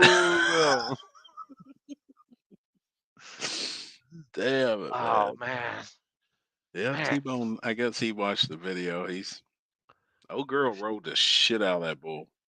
Did you ever seen was it Urban Cowboy back in the I day? haven't, no. That was back like in the 70s, like John Travolta, where he is like, it's like where they had the mechanical bulls. They went to Gillies down there in Houston. That was the big deal back. And they're putting Really? yeah, I know it's shit, I think it's the 70s. But yeah, 70s maybe early 80s. But yeah, they had the mechanical bull and he broke his wrist or broke his arm. And his old Sissy. Sissy was a girl, and they had the old truck, and they had the license plates on the back window. This is Sissy, his passenger side, and his name on the man. Damn. The It's good shit? yeah, but this girl, she's all like riding the mechanical bull, and she's like riding. They got it on like easy, and she gets up on it, and she's riding it like standing up on it, and she's all like, Right. and I'm like, I just see Happy doing that shit if it's on kids mode. Damn it. We had fun. They had a damn porta tree race 78. too. 78. Holy shit. They had a What year was you born? 78. 78. 45 years ago. Damn it. They had a Christmas tree race. Yeah, they porta tree. Yeah. And man, it paid $1,320 with $20 Damn, who won that? entries. Did they do a bracket style race? Yep. They did a bracket, and it was an 11-year-old kid, and I can't remember the guy that he raced. It wasn't nobody. I don't think that like a lot of people would have known. But they wound up splitting it. They got $660 a piece. $20 entries, man. So Hell I mean, yeah. that was huge. Hell There yeah. was a ton of people in that. I mean, a shitload. Well, you'd have to be $20. $20 a head to get $1,300. I mean, You shit. know? It was a bunch, man. And then they done random draws, and it was cool. It was neat. It was neat. It was fun. Did it turn into where it was just like overbearing with people? It was packed, homie. But we had a spot where we were kind of, because I'm about same as you. I don't, there was a huge crowd, but we kind of just kicked it off in the corner, and we had our own spot. Yeah. This is me and Jeff, Kenzie. We had Sweet Tits with us. Josh Robinson, Michelle hung out with us for a while over in the corner. Jason hung out, forever with us. And then he actually called me yesterday, man. Was just thanking us for coming up, hanging out. Them dudes are, how they are. They're such good people, man. I'd wanted to go, but I was already committed. Yeah. To over there. I told him, I said, man, I really hope this happens more. And I would love to see because, now we're getting to our off season. We're about to hit it. Like, my race in a week and a half is the last race for us in Kentucky. So then we're done till beginning or spring. I would like to see other shops do that, open their doors and just have a night where racers can come in and have some food catered in. And, it's probably start out small, but if you do it every year, it'll grow and get bigger. And there was people parking almost 3/4 of a mile down the road. All the businesses around their shop was full. I mean, it was at one time we looked up and Jason looked at me and he was just like, holy cow. I was like, man, it's packed, dude. I mean, it was packed. They run out of groceries? No, they had Skyline Chili come in and sold chili dogs. Then they had a food truck outside. I mean, they had tons of their merch. They had a limited edition T-shirt just for that night. You had to be there that night to get the shirt and stickers. And so, man, we got some really cool stuff. And then they did a bunch of, you bought $20 raffle tickets and they had items that they make set out on a table with a bucket in front, and you put your ticket in there, and then at the end of the night they drew these raffle tickets. Well, all that money went to the Kent Rose Foundation, that race Good that deal. we did over the summer, because that's a nonprofit organization. And that was, I can't remember how much they raised, man, but it was quite a bit. Good Kinsey deal. wanted a Nitrous Express bottle bad, so I spent $100 on raffle tickets for it and put in that. And obviously, didn't win it, but it's the Nitrous Express logo with the Charlie Brown holding a bottle, and it's got 10 soldiers and stuff. So as we're leaving, Kinsey's like, "Man, I really want one of those bottles." Jason's like, "How bad do you want one?" She said, "We've spent $100 just on raffle tickets. Like, we really do want one." He goes, "Here." We walked in the office and he had one of the labels. So I've got a nitrous bottle outside. Oh, I'm okay. saying paint it up nice and pretty and white, and put the label on it. And we'll have our own Charlie Brown bottle. Something cool. Put in Paxton's room, Yeah. And that was Pretty a cool. sticker that you could that was like a once in a lifetime deal to get it. And she's starting to kind of, I don't know, I guess I'm rubbing off on her, because I feel like, man, a lot of the stuff that we do, we take for granted. And there's so much history and memories that we can be like, damn, if I would have kept this, or if I would have kept that. So I'm starting to do that more. Like, Yeah, I'm because buying. at our age, man, shit, you never know. You might not You wake never up know, tomorrow. man. No, you never know. Like, I'm thankful every day when like, now that I've got a little issue going on with me. Yeah, I'm going to try and fix it, but it could kick me in the ass. I mean, at any time, don't know. Yeah. None of us And know. no, except for that man up above us. That's it. Yeah. Like, I'm buying 2 T-shirts. Every time I get one, I'm buying 2, and I'm keeping one nice. So eventually Pac-Man will have, whether or not he uses them for shop rags out in the garage or whatever, but he'll have all these But he'll have them. T-shirts from 20, 30 years possibly, and be like, damn, man, that's pretty cool. My old man put that up for me through all those races. That's Yeah, you're fact. right, Ron. I think differently now. I guess what it took for me. I mean, I guess everybody or some know, but when I lost my father, I started thinking about stuff different and the world different and everything. So, yeah, just look at it different, And as we get older, our needs change somewhat. Yeah. I mean, I'm still like I am now, but I don't have to be I don't have to go somewhere just to hang out. Fuck, I can jump on a fucking live feed just as good, and Yeah, I yeah. feel like I'm good there. But Yep. the last couple of years, man, I've been traveling my ass off, and it caught up with me this year. It did. It caught up with me this year, and I guarantee it. But next year we're coming out swinging. So. Oh, speaking of that, Rob Smith there in the comments, he said, "I'm so happy to have a Charlie Brown koozie. They gave them away free." I met him. He come up to me, and him and his buddy, big grin on his face, and he introduced himself and was like, "Hey, I watched the lives, and me and him sat there and shot the shit." And he's like, we bullshit for 5-10 minutes. He said, "Man, I'll see you around tonight." I was like, "All right." They hung out forever. So, like, just somebody that watches on here that we talk to every week, he was there hanging out with us. Man, it was a good time. Good time. Yeah. And y'all remember too, people, for what we got? What are we on right now? 22? Yeah, 22. Our 25th, we're not bringing on anybody. We're bringing on y'all. If y'all want to come on, just hit us up. Yep. Shoot us a message, either one of us. Shoot us a message. If it's on, I got to figure out how to do it on YouTube. I guess I can send. I don't even know if you can send messages on YouTube to people. I don't even know. Oh, shit, I don't even know.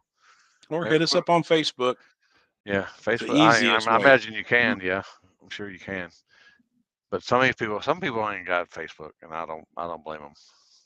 Right. But Speaking of, how is the dog? Dude, he's badass, man. Just wait till you meet him. He is the most lovable dude. He's not like Chanel. He's not all hyper and wants to jump. He's just chill. He's a licker. So when you put Oh it, yeah. I mean, he'll let you do anything. When I pick him up, it's just like he freezes, and he'll let you fold him around and whatever you want to do with him. He cuddles right up against my back, man, right in the middle of the bed. I mean, that's my dude. He's gonna be badass. He's a little slow. He's a little goofy, but we're He getting goes him like, there, man. I want to be like Daddy. Right? No shit. Grown I'm ups like, God, this is my luck. Got this slow dog. He's cool, man. He's oh cool as shit. hell. Hell yeah. He's cool.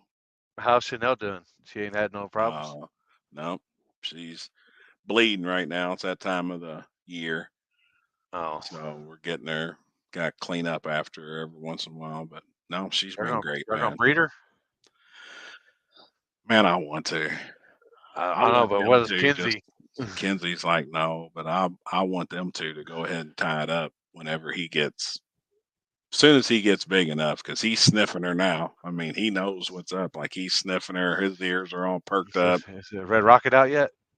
It barely opened. I'm like, boy, put that thing up. But I see it coming with both of them being tri dogs with 3 different colors on them. There's no telling what colors we would get. I think we'd have an amazing litter. I'm the same way. I can't sleep without Yeah, my dog.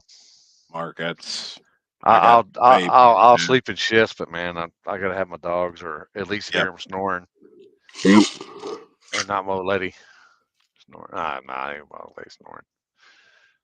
Oh. I love my babies up in the bed with me. Yeah, Ron, we've actually done that, man. We have done that. We've put some boxers and shit on her before. I got American bullies. They're pocket sized, so they're short, but they're real stocky. My boy will probably be he'll be between 80 and 90 pounds, like 14 inches tall. He's really short, stocky. I got a pug and she's like a retriever or something. I don't know. They're both rescues.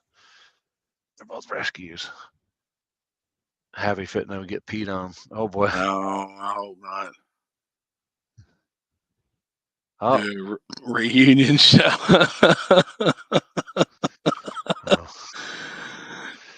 Damn it. I've been messaging Stephanie. She won't read them. You may have to message her. Oh boy. When I sent her a message on TikTok, she told me to tell you to message her. She said, "Tell Limpy Oh yeah. get with me." Yeah. Oh, okay. I sent her some messages, but she just hasn't read them. She's cool. I mean, when we was chatting, but I don't know if she's made it too big now. She ain't getting through her messages, or she's pretty big time though. Yeah, she's a big girl now. She's everywhere, traveling everywhere. That's awesome, man. Yeah, it's pretty cool. Congrats for her. That's Stephanie P913. Yep, Stephanie on Instagram. Yep, Facebook, everywhere. She's everywhere. OnlyFans. Is the same on there. Is it same on OnlyFans too? I think so. I can't remember. But if you find her on Facebook, you can go to her links. Yeah. She has that link tree or whatever you call it on Instagram. Tyler, what do you feed your dogs? Mine are on the Purple Diamond. I use diamond food. I read a bunch about it. For bullies, they've got a lot of calories and stuff, so supposedly it's good food. It's expensive, I know that. Mine's are on Blue Buffalo. The expensive shit hell yeah. well. Yep, that's good dog food. Yep. The pug has a skin allergy, so he's got to have real, not no starch and all the meals fillers and shit. Fillers and so he that's good shit. So yep. Shifter gripper still with old dude. I have no idea. Get old Dick alone. Oh my God. Jeez.